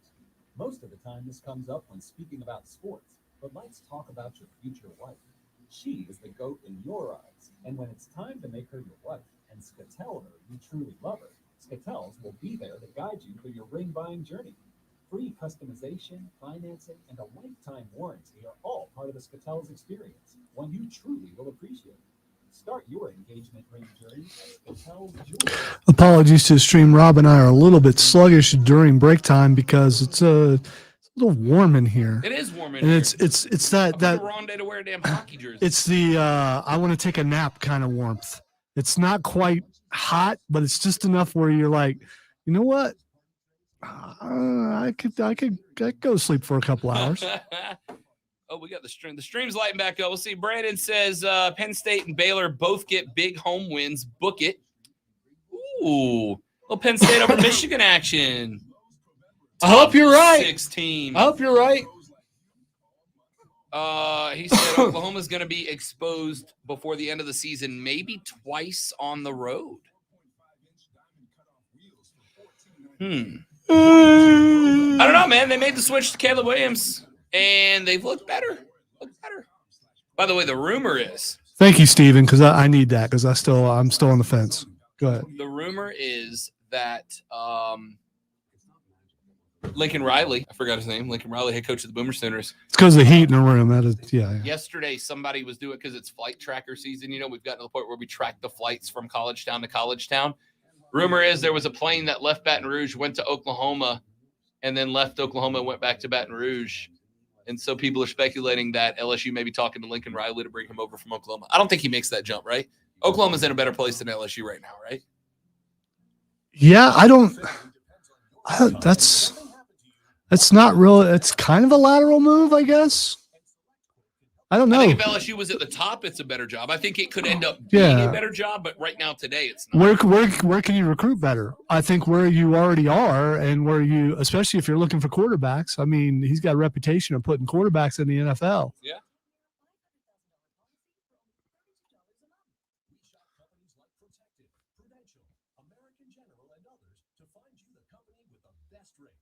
Give your family the security they need at a price you can afford. For your free quote, call 1-800-507-2266. That's 1-800-507-2266. Or go to selectquote.com. That's 1-800-507-2266. Select Quote. We shop, you save.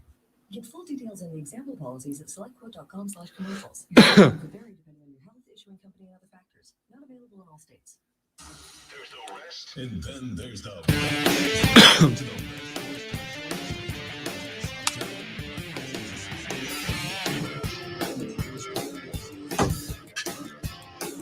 All right, we're going to move our NFL picks just to open up the next hour. Hurricane Jeff says, what's the spread on the Florida State Miami game? Miami is a 2.5 point favorite over FSU, but FSU's at home.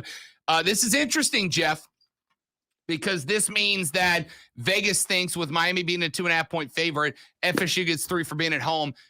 They think the Hurricanes are a touchdown better than FSU. I can tell you, I've got friends down in Tallahassee I talked to yesterday.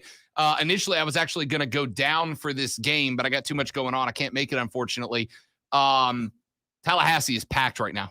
Tallahassee is already packed to the gills. They care about this game, despite the loss to NC State. This will be a good one. FSU Miami is an interesting one from two teams that are trying to find themselves a little bit right now. I maybe I should have put this one on the list. That's a rivalry game, boys. I'm here for it.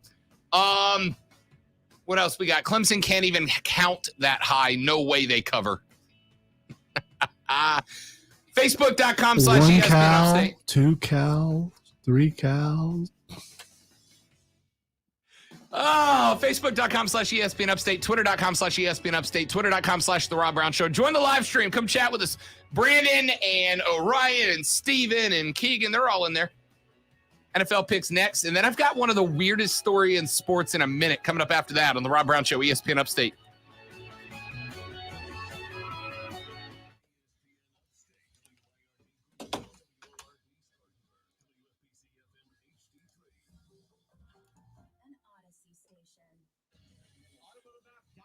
Presents your ESPN Upstate Sports Center update, powered by The Score. Clemson basketball doing some work on the recruiting trail as a 3-star 2022 small forward RJ Godfrey has committed to the program. He picked up an offer in September, recently announced his finalist. Clemson was joined by Georgia, Texas Tech, Georgia Tech, Utah, and Ole Miss. He chooses at Clemson, and now they have the 41st ranked recruiting class for 2022. They jumped them from number 57. They match up against Wofford coming up on Friday. Furman basketball, they are going to play again coming up on Saturday when they are set to take on VMI. Of course, we'll have that broadcast for you right here as we are your home for Furman men's basketball. Download the Score app today, lightning fast sports alerts, so you never miss a thing. It's why the Score app is one of North America's most popular sports apps. With your ESPN Upstate Sports Center update, I'm Matt Pauley. Have you heard the Rob Brown Show? Texter says 98 degrees wouldn't even make a top 10 boy band ranking. Glad my listening audience has hot boy band takes. I've just completely tanked this segment of the show. We haven't even started it. All right, speaking of tanking, hashtag segue. That's why we win awards, ladies and gentlemen. The Panther should tank the rest of the season. Stop it, Texters. Stop sending me boy band text. Texas says, I like girls who are avocado tank tops. Speaking of tanks, hey, leave this to the professionals, please, Texter. All right? Clearly, that's what we are.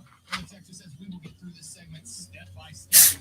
Another Texter says, more boy band segments. I want it that way. Another Texter says, I wish Matt Roll would quit playing games with my heart. I'm done!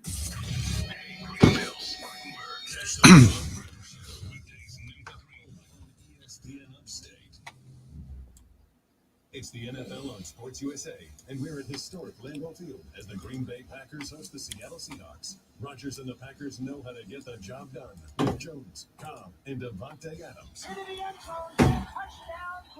The Hawks can fly downfield thanks to Whiteout's Tyler Lockett and DK Metcalf. It's Pac West versus Midwest. The Seahawks of the Packers. Sunday afternoon at 4. The NFL plays here on ESPN Upstate. Morning. Check this out. We're on official Rob Brown lockdown. First time manufactured locally for the Carolinas. Only ESPN.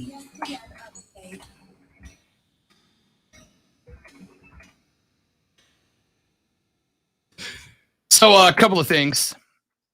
First off, over in the Facebook stream, facebook.com/ESPN Upstate, Steven says, Lonzo, I have been with you through all the host, and one thing that is for sure, you have always hated my Clemson Tigers, but I respect it because you're consistent. Thank you.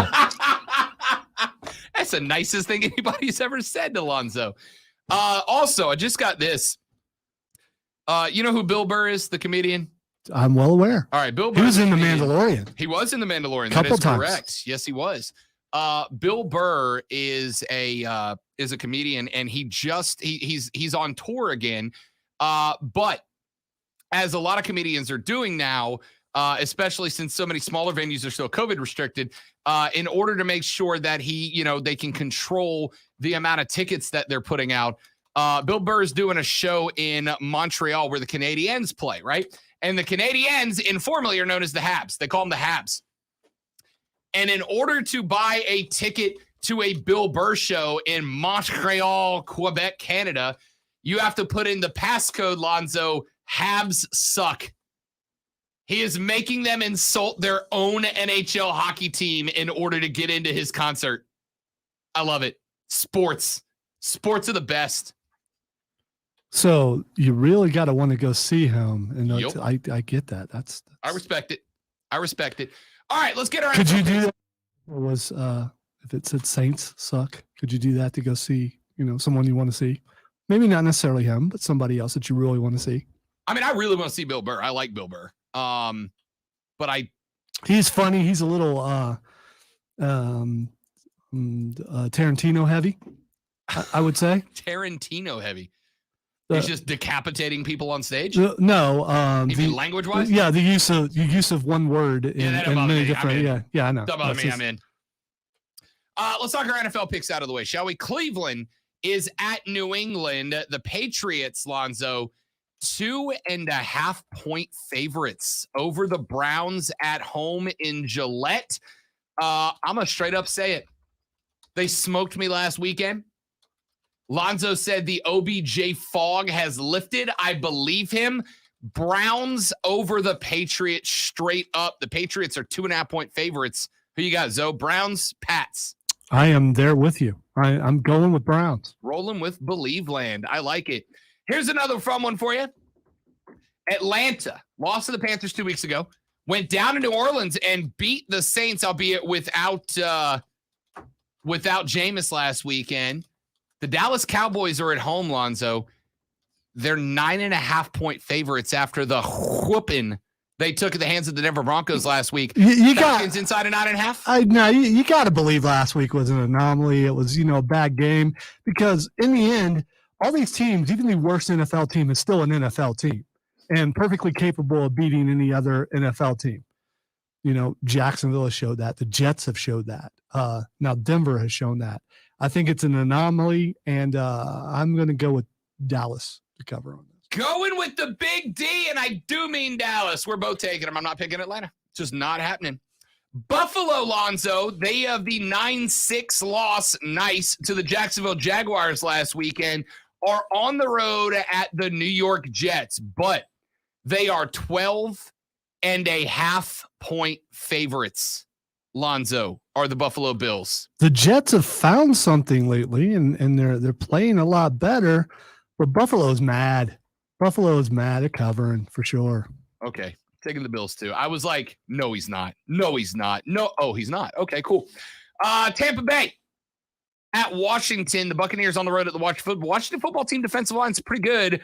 Tampa, 9.5-point favorites, Lonzo. And I'm going to go ahead and tell you straight up, I'm still picking them to cover. On the road, don't matter. Chase Young, more like chase that paper, Tom Brady. Give me the Bucs. All right, so I am rooting heavily for Chase Young to meet Tom Brady many times and remind him which school is more dominant. But I'm going with Tampa Bay. But Carizona.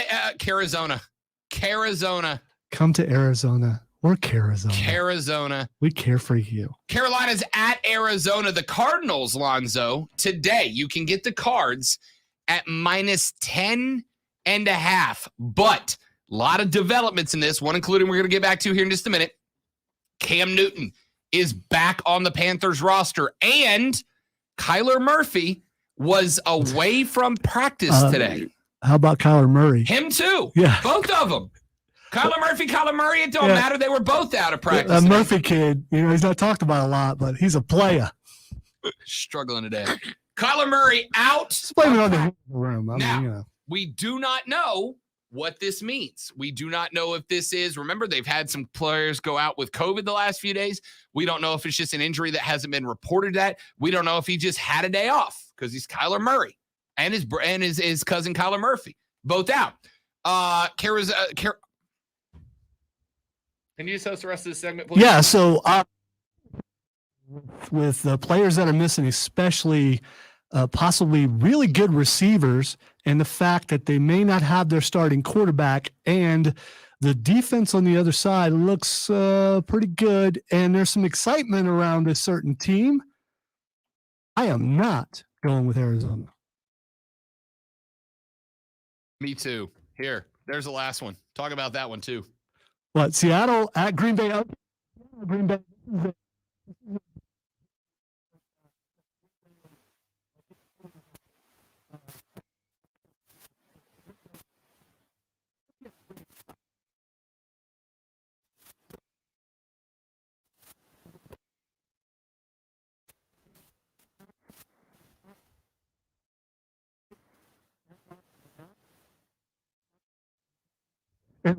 Starting. If he can play, he says he's got to get past a few minor things that he's going to play.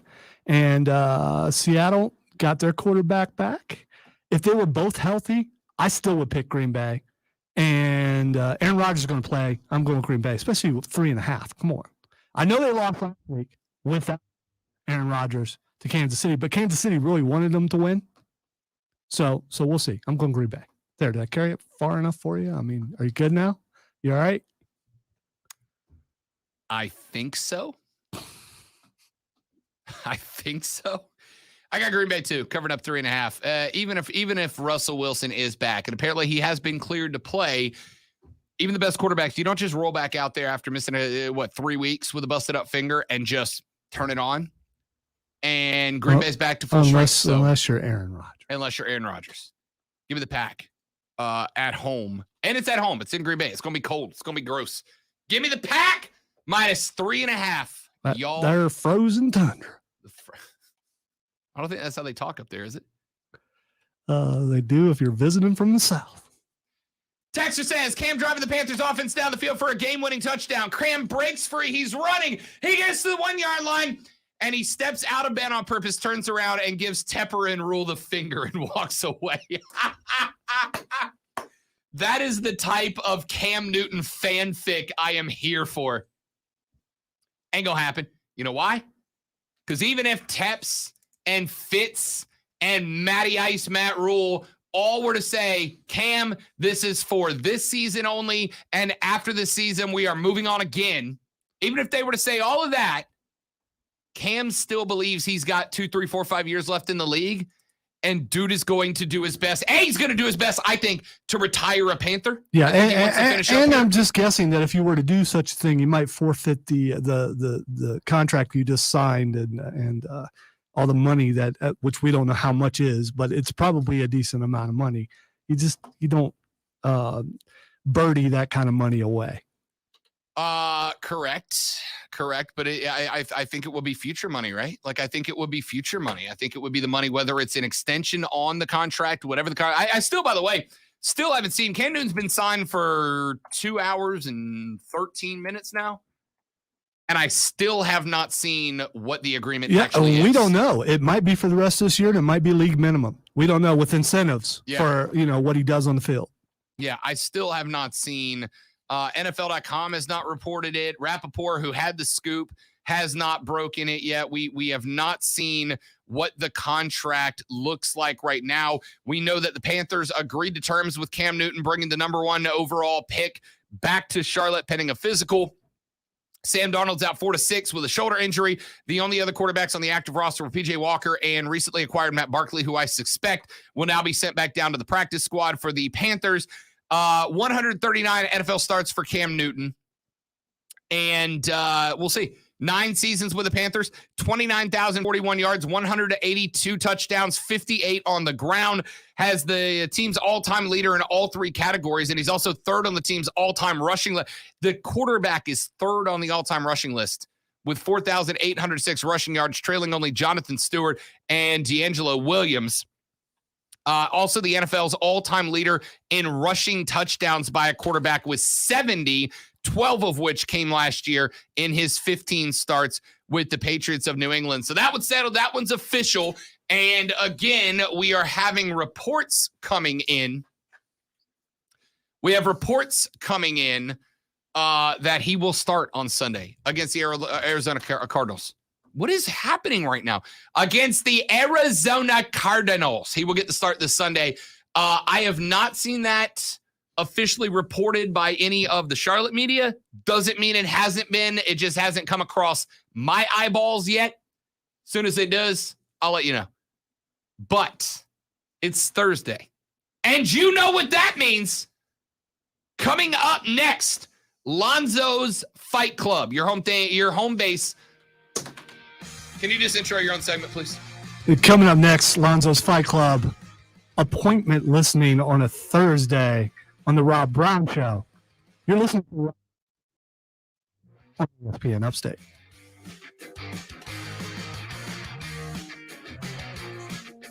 You good, man? You want to turn the fan on or something? It'll make me cough, but you can turn the fan on if you want. I don't know what is happening.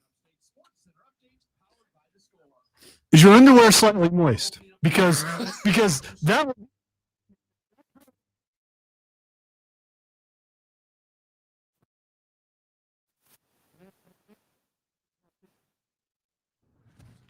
I'm going to go meditate for 40 minutes. Carolina Panthers getting ready for their matchup against the Arizona Cardinals on Sunday. We do have a bit of a timeline on quarterback Sam Darnold and how long he's going to be out with that shoulder injury. He is expected to miss somewhere between 4 and 6 weeks and will end up on injured reserve. You'll be able to hear the Panthers and Cardinals on Sunday on Classic Rock 101.1. Download the Score app today. Lightning fast. I could say, and then, Rob leaves the room with the inability to speak clearly, and then Lonzo's evil plan finally comes to fruition. But that ain't it.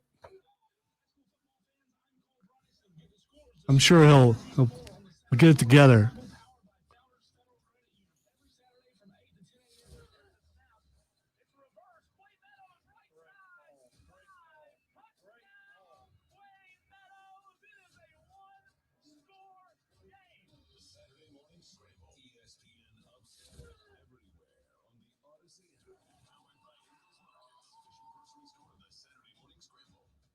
Spectrum Business is proud to support small businesses with the best internet and phone services at the best value. But we want to do more.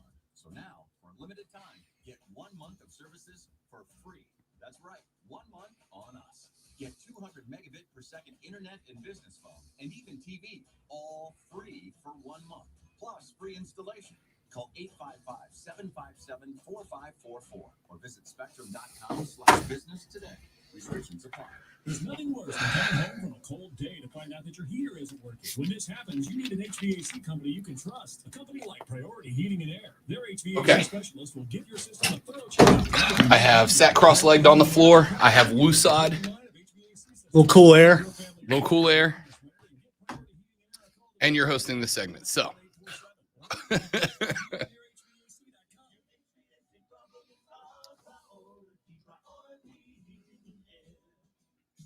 at that. See, what I was actually doing was branding there. Yeah, I agree. That's what I was doing. I was helping the Cardinals. Good call, Brandon. Good call. That's how you know when I'm genuinely frustrated. When something gets head-butted.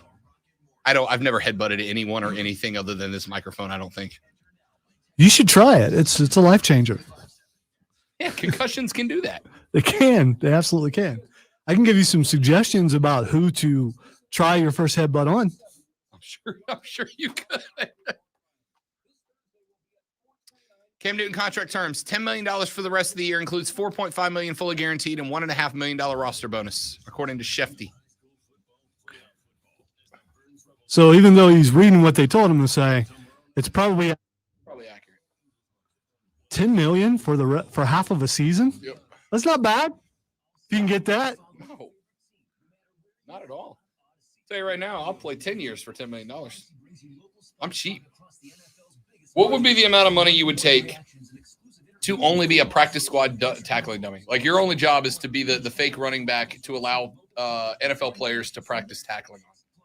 I'd take vet minimum. I'm down for $1 million. I'm good. I'd take $500K a year for that. I'd do it for 2 years and then retire with $1 million. With early paycheck, you can get your direct deposit up to 2 days earlier. That's another reason banking with Capital One is the easiest decision ever. Even easier than deciding to open the Yeah, I very well might, Steven. You're not wrong. Which one are you going to open first? Yep, even easier than that. Plus, with no fees or minimums on checking and savings accounts, is banking with Capital One even a decision? That's banking. Have you guys tried the hot honey chicken from Hardee's? I have not tried the hot honey chicken. See, I've gotten spoiled because there's two really good hot chicken joints here in town that I've grown an affinity for.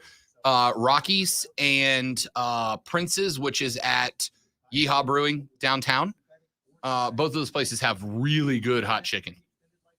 So I with the exception of burgers, there's not much that I will do fast food if it's available in an actual restaurant, unless I'm in a hurry.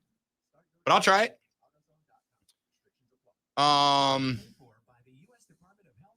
Let's see. Josh says it's not bad. Galaxy Orion says, is he even reading the live chat? Yes, I read the live chat. We are doing a live radio show, so I have to kind of stay focused on that. But I do check in here and there.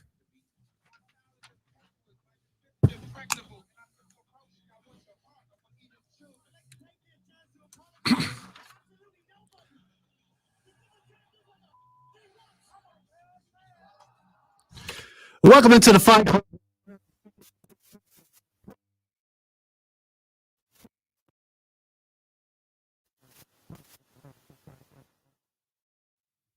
But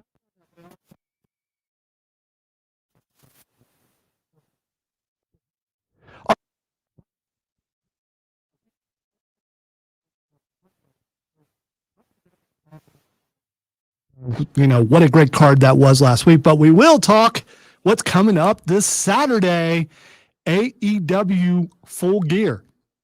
And the question is on everyone's mind, and it should be, have they done it? Have they gotten to where Alonzo is willing to put his hard-earned radio money, which is not nearly as much as any of you think, towards buying another AEW pay-per-view after the faux explosion?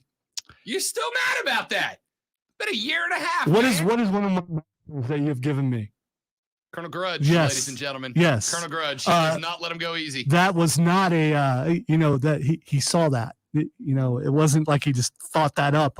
He has witnessed that from me. This card's good. This card is really, really good. It's really, really good. I don't mean to interrupt, but the text line says, Cam is back. All right. We're going back into that. Feel free, because Rob really loves the boy band stuff. All right, let us, before we get to the pay-per-view, let's talk about AEW Dynamite last night, which is a pretty good card. Not bad. Not bad at all. There were a few standouts, including Bobby Fish's new facial hair. And I just want to talk about. I know you're like, why are you talking? It just really stands out. I mean, and everything. But then he turned around to the camera, and all you could see was it's just like, dude, that's amazing.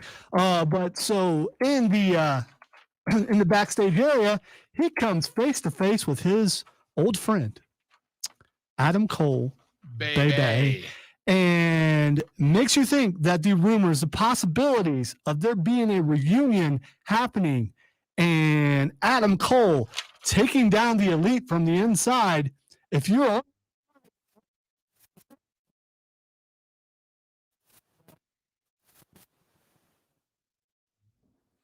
because now Bobby Fish he's a mercenary. He's helping the Elite out. Do I think that Bobby Fish will join the Elite? No, I do not. I absolutely do not. But I think there will be a reunion with Adam Cole and Bobby Fish. Yes, I do. And do you think for a second Kyle O'Reilly's not on his way? Oh, he's on his way He's for sure. absolutely mean, if you NXT, because NXT is no longer Triple H's NXT. It is exactly what they said it would be now. It's developmental. And it does have some positives to it. There's some up and coming talent that's really good. There's some of the old talent that's still there. It's really good, but they've decided to go, we're not competition, we're developmental. But AEW last night, really good. A couple other things that stood out. Leo, first time back in the ring, getting to see him wrestle. And dude was always good in WWE. But I didn't realize how small he really is. He is a lot smaller than some of those other guys, but he does some amazing things. I'm glad he's back. But the big thing yesterday, other than the bookends, the first match with Bryan Danielson, also called Daniel Bryan by good old JR. Did he do it? He did.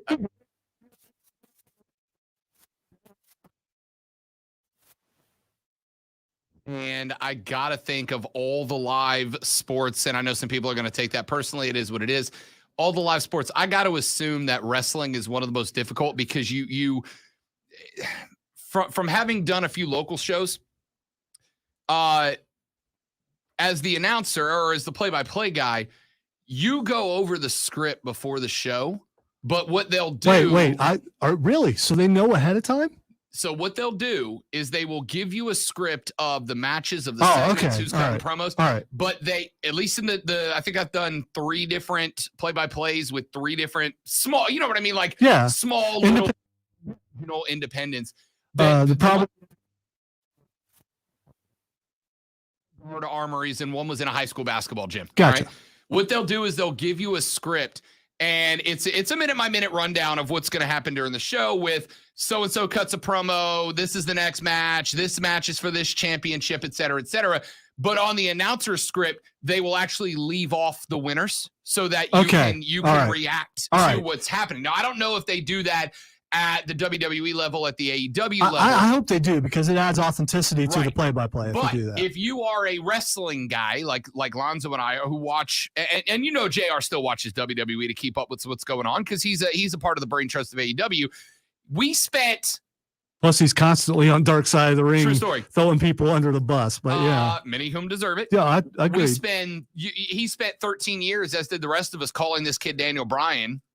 Because if you watched the old Bryan Danielson before he was Daniel Bryan, then great. But like most of us didn't know him until he was Daniel Bryan. We spent a decade and a half calling him that. It's gonna happen. But why people called him Bryan? Yeah, 100%. Absolutely. Even on the show, they called him Bryan. So it's not a surprise. So him dropping. Yeah, of the mistakes that good old JR has made on AEW, that was towards the bottom of the egregious ones. So you watched this earlier. As far as is this a go home show? Because with Friday nights now, is that it's filmed at the same time, but still. Here's the impression I get about Dynamite versus Rampage, right? Dynamite is the network show.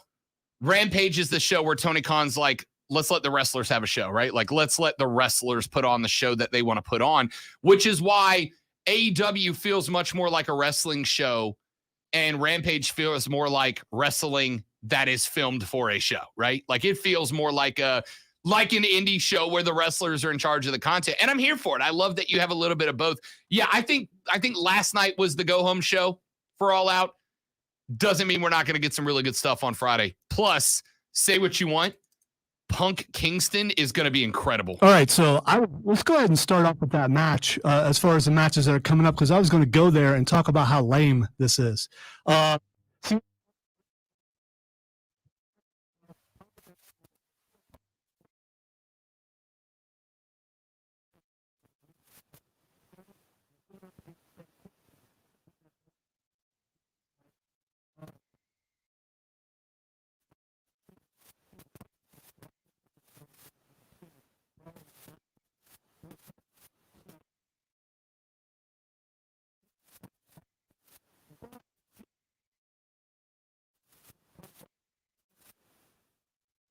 Yes. Let me begin. Here's why.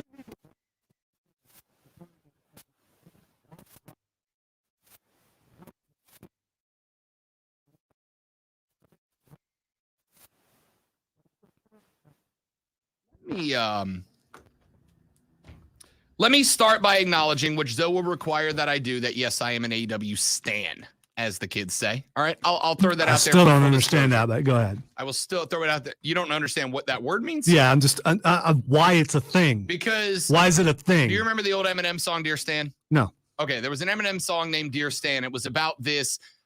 Wait, did you say Dear?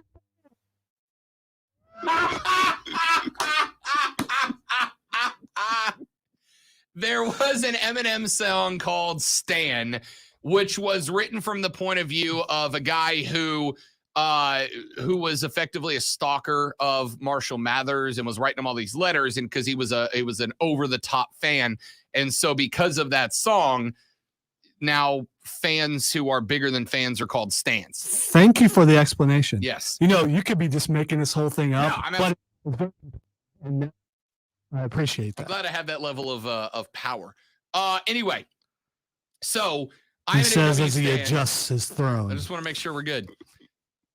CM Punk is towards the top of my favorite list. I'd say he's probably one of my top 10, probably in the 7 to 10 range of all time, right? Eddie Kingston right now, if he ain't the best on the mic, he's top 3 across wrestling as a whole. But the style, he's good, but he's good. Well, nobody's MJF but MJF. The clash of styles is what makes it interesting, right? CM Punk is a wrestler's wrestler. He's a technical wrestler. No, he's not as good as he was when he was 27, 30. You wanted to say 30 something. I really did. Yeah. He's not as good as he was in his late 20s, early 30s, but he's still a very technically sound wrestler. Whereas Eddie Kingston, you're right. The dude just brawls. And that I love clash of style wrestling. All right, who takes Miro v. Daniel Bryanson is going to be an incredible match for the exact same reason. Well, we're going to get to that, but that will be an incredible match. I am curious though, who takes longer to get to the ring, CM Punk or Roman Reigns? Roman. I don't know. Roman. I don't know.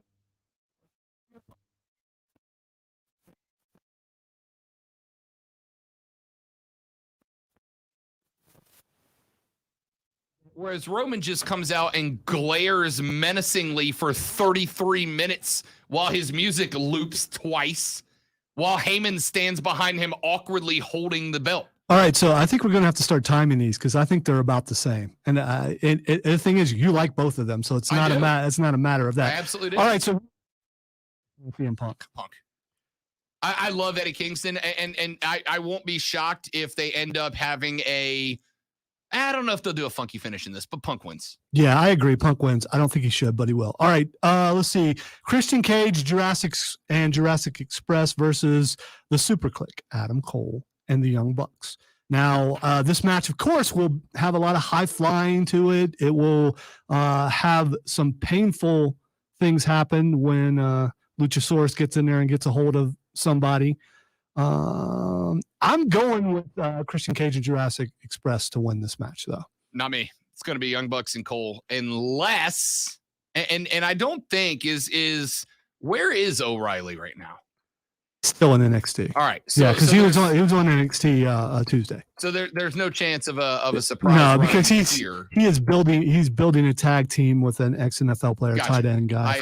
I haven't watched NXT in like 3-4 weeks now. Yeah, so they've been doing vignettes and Gotcha. a bunch of stuff like okay. that. So no O'Reilly run-in. So I still think that the Young Bucks win. I think you're going to have a fun. And by the way, Don Callis is back, so don't be surprised if he gets involved with the Elite. All right, Darby Allin versus MJF. This should be. It has the potential to steal the show. As far as both of those guys, two of the young pillars, as MJF describes Well, they them, call them the four pillars. MJF, Darby, Cody, and Dustin, I guess. No, Jericho. Jungle Boy. Oh, they're talking about the four. Yeah, not Dustin. The forward moving talent. Is Yeah. Jericho not one of them? No. He's talking about actual AEW talent, not talent that came there from somewhere else. Gotcha. The four pillars, the young, and the fourth pillar, obviously I'm having trouble remembering who that is, and so is Rob. So this match should be pretty good. Now we know.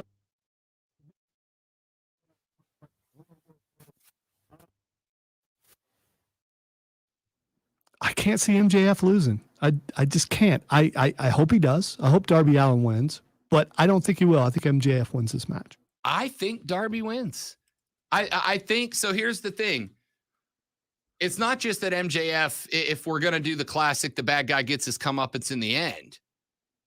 MJF has not gotten comeuppance in any feud. You know what really bugged? The only thing about MJF that bugged me, and I guess, I mean, the interesting thing about the way they write this story is, hey, in real life, sometimes the bad guy wins. In fact, a lot of times the bad guy wins. There was no comeuppance for all the things he said about Brian Pillman Sr. None. He beat Pillman.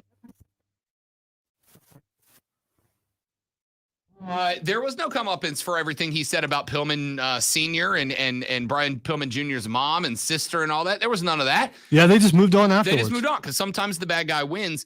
But Darby is as over of a babyface as we have seen since Daniel Bryan in his run against the Authority leading up to WrestleMania 30.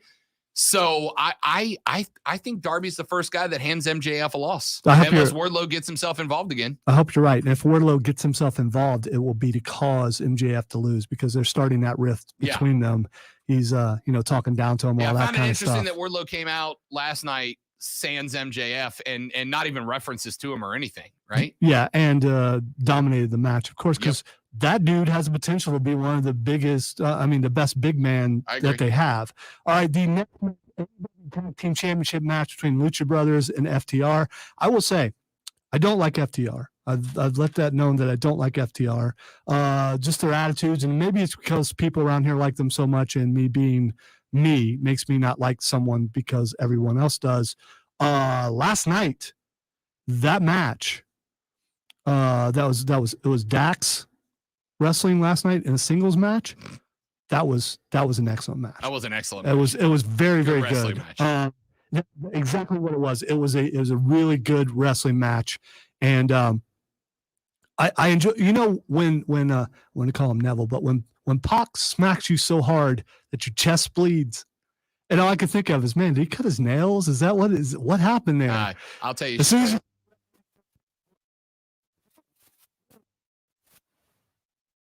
Walter, Daniel Bryan, some of these guys who have figured out how to throw a chop. I've taken 4 or 5 in my career. It does not feel good. And if they get that full contact, right? Because it's one thing to hit with a heel and roll or hit with the fingers and roll, but if you get it flat where it makes that loud smack sound, your skin will physically split. I've always thought that Pac was shorter, but according to the announce team last night, he's over 6 foot tall, and I've never really looked at. They could.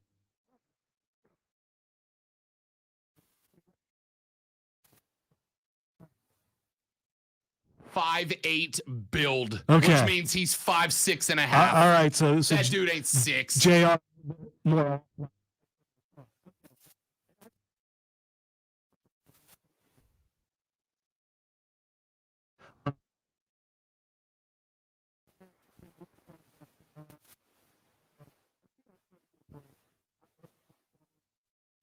I'm going FTR though. I am too. I love Lucha Brothers. They are one of the most. As a matter of fact, When I was in Jacksonville, I went to the first Fight for the Fallen. That was at Daly's Place, which is the arena that during the pandemic they were in. In Jacksonville, the world's worst city. One of the first matches that I saw, because AEW was not anywhere near where it is today, and one of the first matches I saw was Lucha Brothers versus SC. And wow, I bet that was a great match. It was an incredible match. And when the Lucha Brothers came out and started doing, Cero Miedo, the crowd lost its mind. And I'm like, who are these? I don't know who these people are. And 3, 4, 5 minutes into the match, I'm like, I'm a fan. I'm a fan. Texture says bad guys win just like how the Rob Brown show wins sometimes. Championship. We are the heels of the story. All right, couple more matches to get to before break. The Inner Circle versus America Top Team. Say what you want. Dan Lambert just shocks me because I didn't expect this guy to come out and do the kind of mic work that he does. Whether you like what he says or not, he gets that crowd going, and that's what you're supposed to do. I guess he's a heel because you never know. I guess the Inner Circle are faces now, so he's a heel. But what they did last night was not bad. That's not going to happen this weekend, though. The Inner Circle is going to win, and Dan Lambert's going to be embarrassed.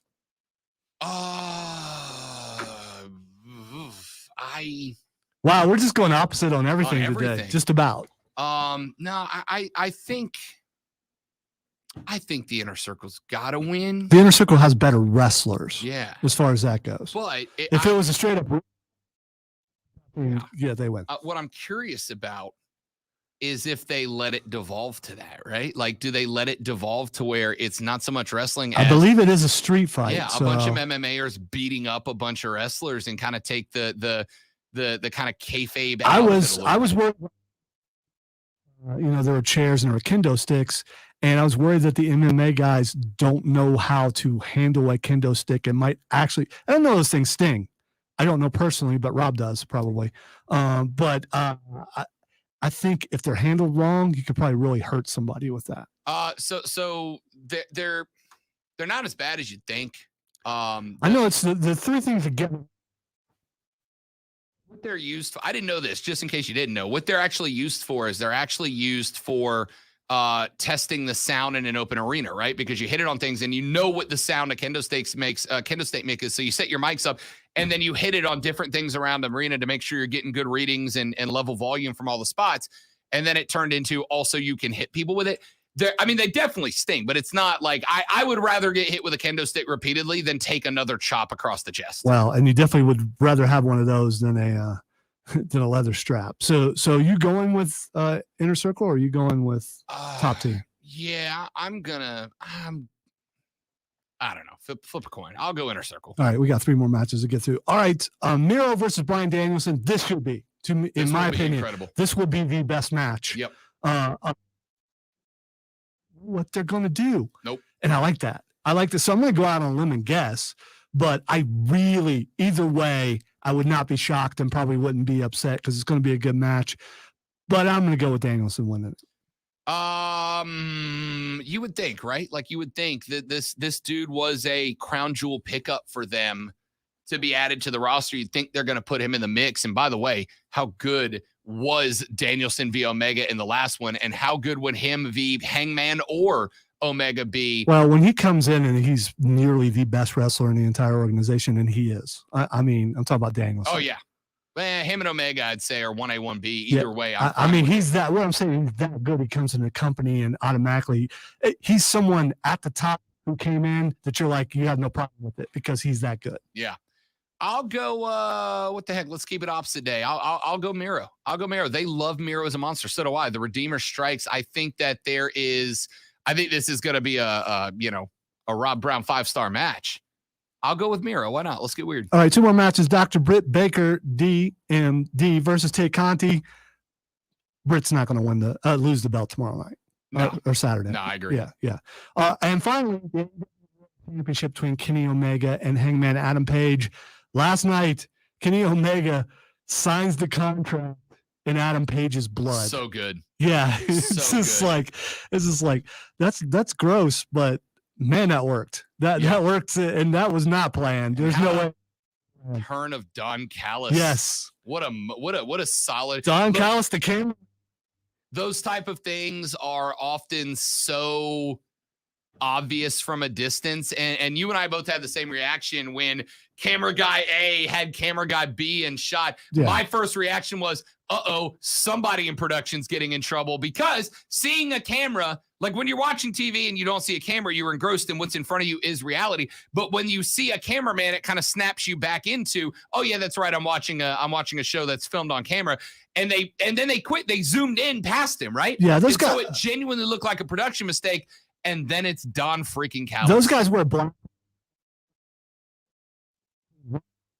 Like just a second of them the way. to get And the fact that they zoomed in past him Yeah. genuinely did a great job to convince me it was a production mistake. All right, we need to go to break. We need to pick this match. I think it's been a good run for Omega. He's going to lose eventually. Why not Saturday? I'm going to go with that. Adam Page. Adam Page is entirely underappreciated. The Millennial Cowboy doing cowboy boat. I can't wait. I so much thank you for that. You're welcome. Back after this on the Rob Brown Show. It's ESPN Upstate. I've been wondering where I was going to fit that in today, and as soon as I got there, I'm like, that's it. But was that your pick? Because I was a little okay. Cowboy boat. People who weren't listening yesterday are like, What? yeah. What's that?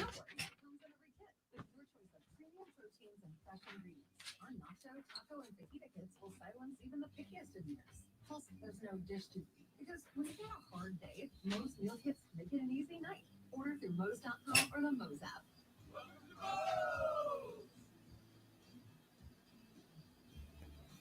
This feature is sponsored by Credit Karma. Not only can Credit Karma get your credit scores for free, Credit Karma can help you compare the best cards and show you which are the best rated by members. Get your free scores and find the right card for you at Credit Karma. Approval not guaranteed, subject to checks. Some people treat investing like digitally managed portfolios that leverage Goldman Sachs strategies. So, do you want to play games, or do you want your money to work smart?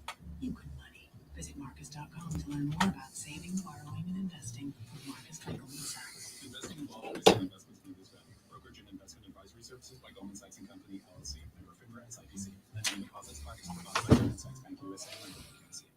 Finding the right Medicare plan may feel impossible, but now it's anything but. With Walgreens Find RX coverage tool, you can compare plans online, over the phone, or in person, making Medicare easier than ever. Easier than picking which true crime doc to watch, figuring out that Wi-Fi password, or putting the duvet cover back on. So if you can do those things, with Find RX coverage, you can definitely Medicare. Find the plan that's right for you by visiting walgreens.com/Medicare.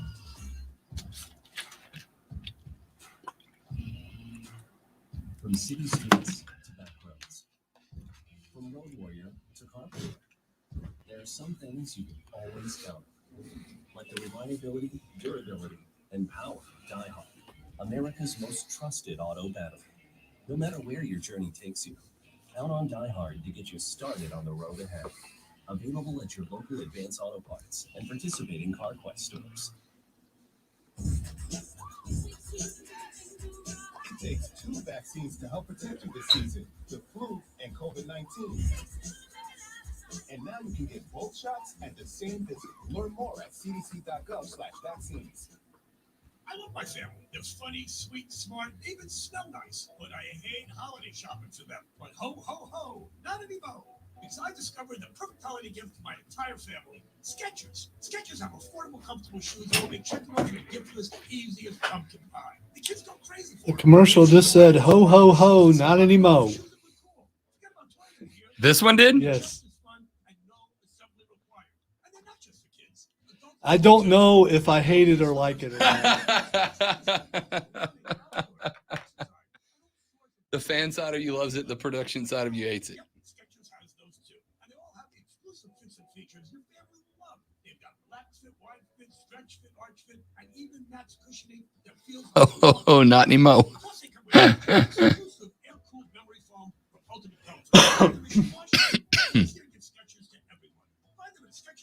Skechers.com, wherever stylish footwear is sold. Opinions are like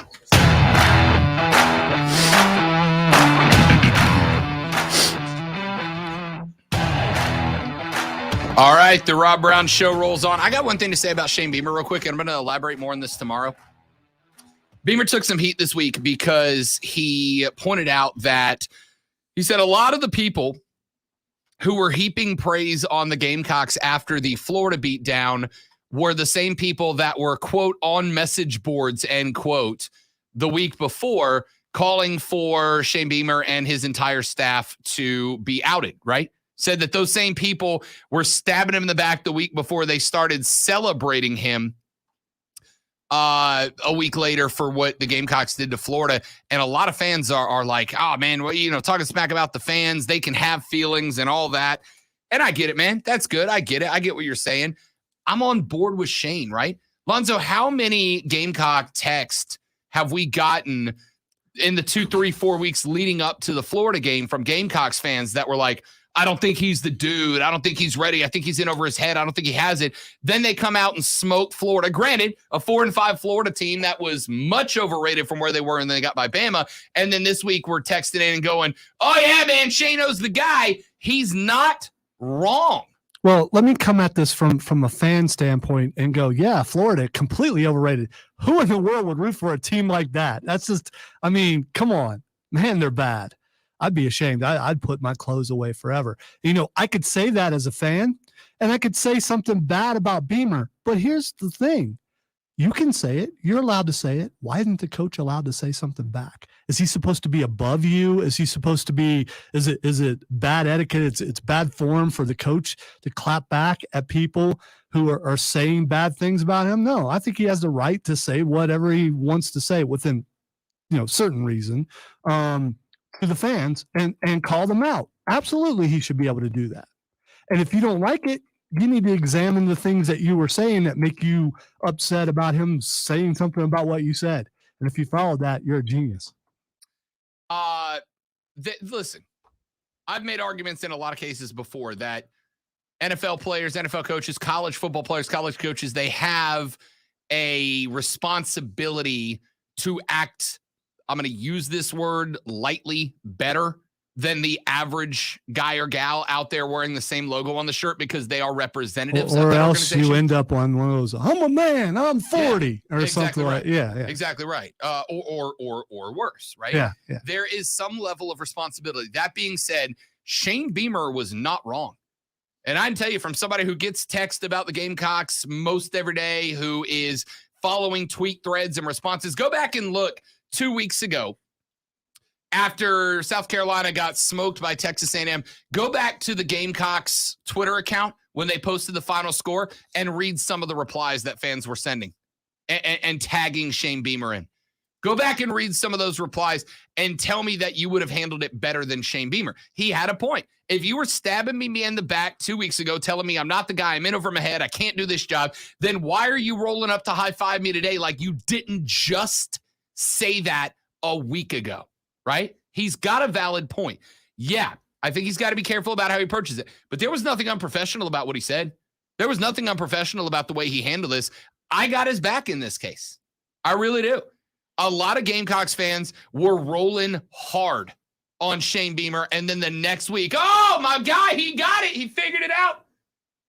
Man, if you weren't in his corner 2 weeks ago and all of a sudden you are, don't be shocked when he looks at you and says, holler at me next year, see if you still feel that way. I don't have an issue with how he handled It's it. more like next week because the people who switch like that, they're, yeah. Now, I will say this, though. He better beat Missouri this weekend. He better beat Missouri this weekend because if he loses, if he gets rolled by Mizzou, those haters are coming right back out. If they do, what does that mean, Rob? If they lose to Mizzou? No, if they win.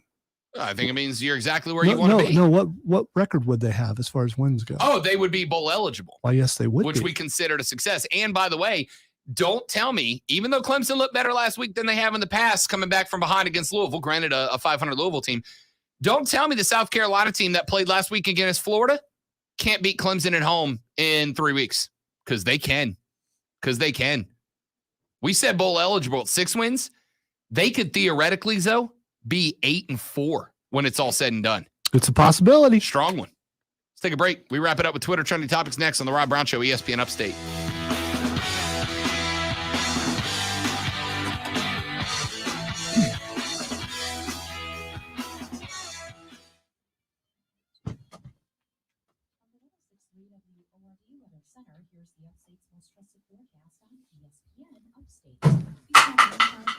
Rimmed out. Game week again.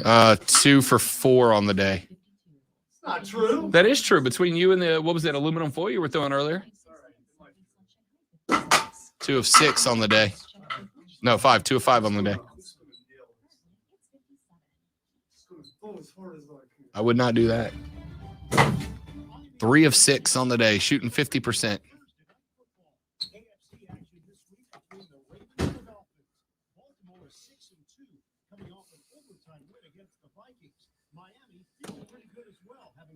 Not bad for an older center.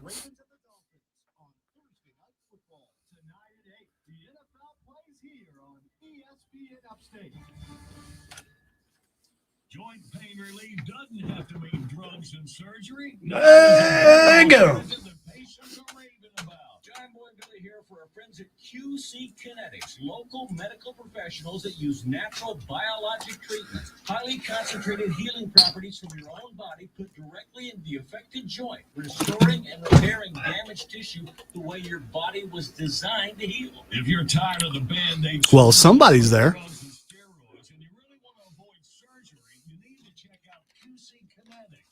regenerative, restorative, natural treatment for knee pain. I did not get a text from Juan. I don't want to text Juan back and ask, are you there? Because it may not be Juan this week. So I don't know.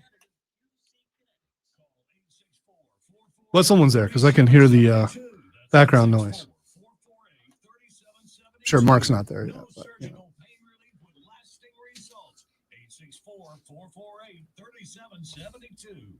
At Fisher Investments, our clients know we have their backs. How do your clients know that? Because Fisher Investments is a fiduciary, the highest standard for a financial advisor. It means we're there for our clients and always put their interests first. So wait, you do it because you have to? No, we do it because it's the right thing to do. Our clients trust us with their retirement savings, and we know how important that responsibility is. So we take the time to really get to know them. Get to know them how?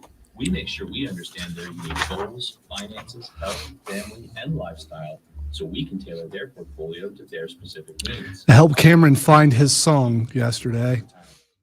He was thinking about Last Christmas, but it just didn't work.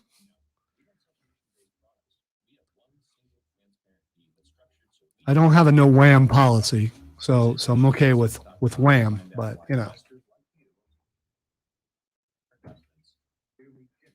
that song leaves no room for improv. What song did you go with? I'm not saying, but I found one, and he tried it just like because he has to do something different, and so I have to approve it. Because yes, sometimes he goes too far, and I have to have a talk with him about it, which bothers me in a couple ways. Not that it's not funny. You're right. It's about audience. Perfectly acceptable down the hall. Might even considered tame down the hall, but I'm Serena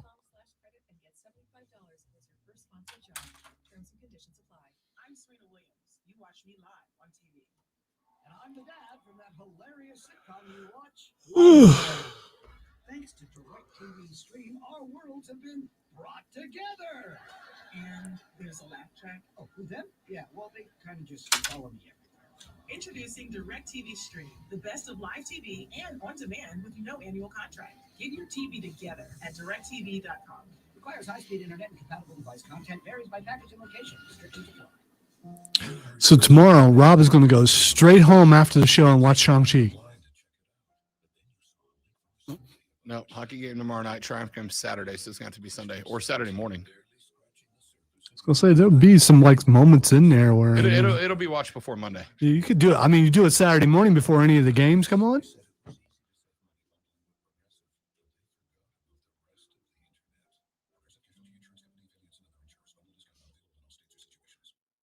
That is a nice dress. You don't see dresses like that on ESPN ever. I mean, it's very,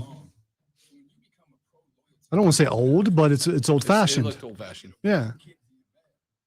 It's a shame that it stands out for that reason, but you know.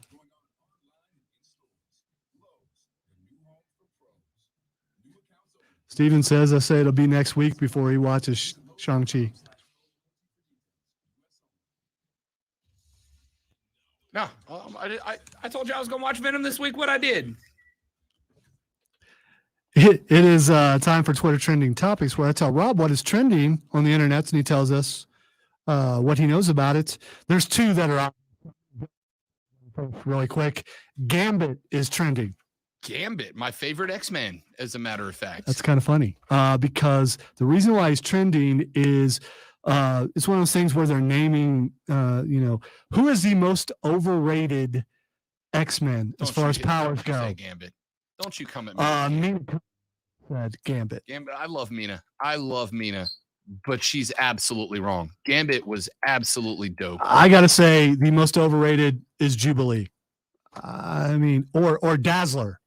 I mean, there's a couple that they just like shoot sparkles. I mean, how deep into the canon are we going here? Well, yeah. Right? I mean, they had one. Some said Daredevil, but Daredevil's not a mutant, right? There was, I remember, there was an X-Man named Skin, and his power was literally he could stretch his skin out. That was it. That was the whole power. You mean like Stretch Armstrong, or Plastic Man, or Elongated Man, Angel could fly. No. See, those guys could stretch their body parts. Like he couldn't grow his arm to hit you. Oh, you mean correct? Yeah, because he's a rubber man. He could jump out of a plane and stretch his skin and glide, or like if somebody threw something, he could catch it. By the way, you know, hold of him and turned him into one of his four horsemen. He got a little more lethal. Cool. But originally, he just had wings and could fly. Jubilee's a good answer though. She's basically a distraction. That's it. But look, lights. She was cool in the animated series. She was. That's it for us. Swamp Rabbits at home tonight. Be there. I will. We'll be back tomorrow to try harder and do it all over again. Mark Ryan and Diesel are up next with Offsides. For Lonzo, I'm Rob. Thanks for hanging out with us. It's the Rob Brown Show on ESPN Upstate. Later, brother. Don't turn that back on.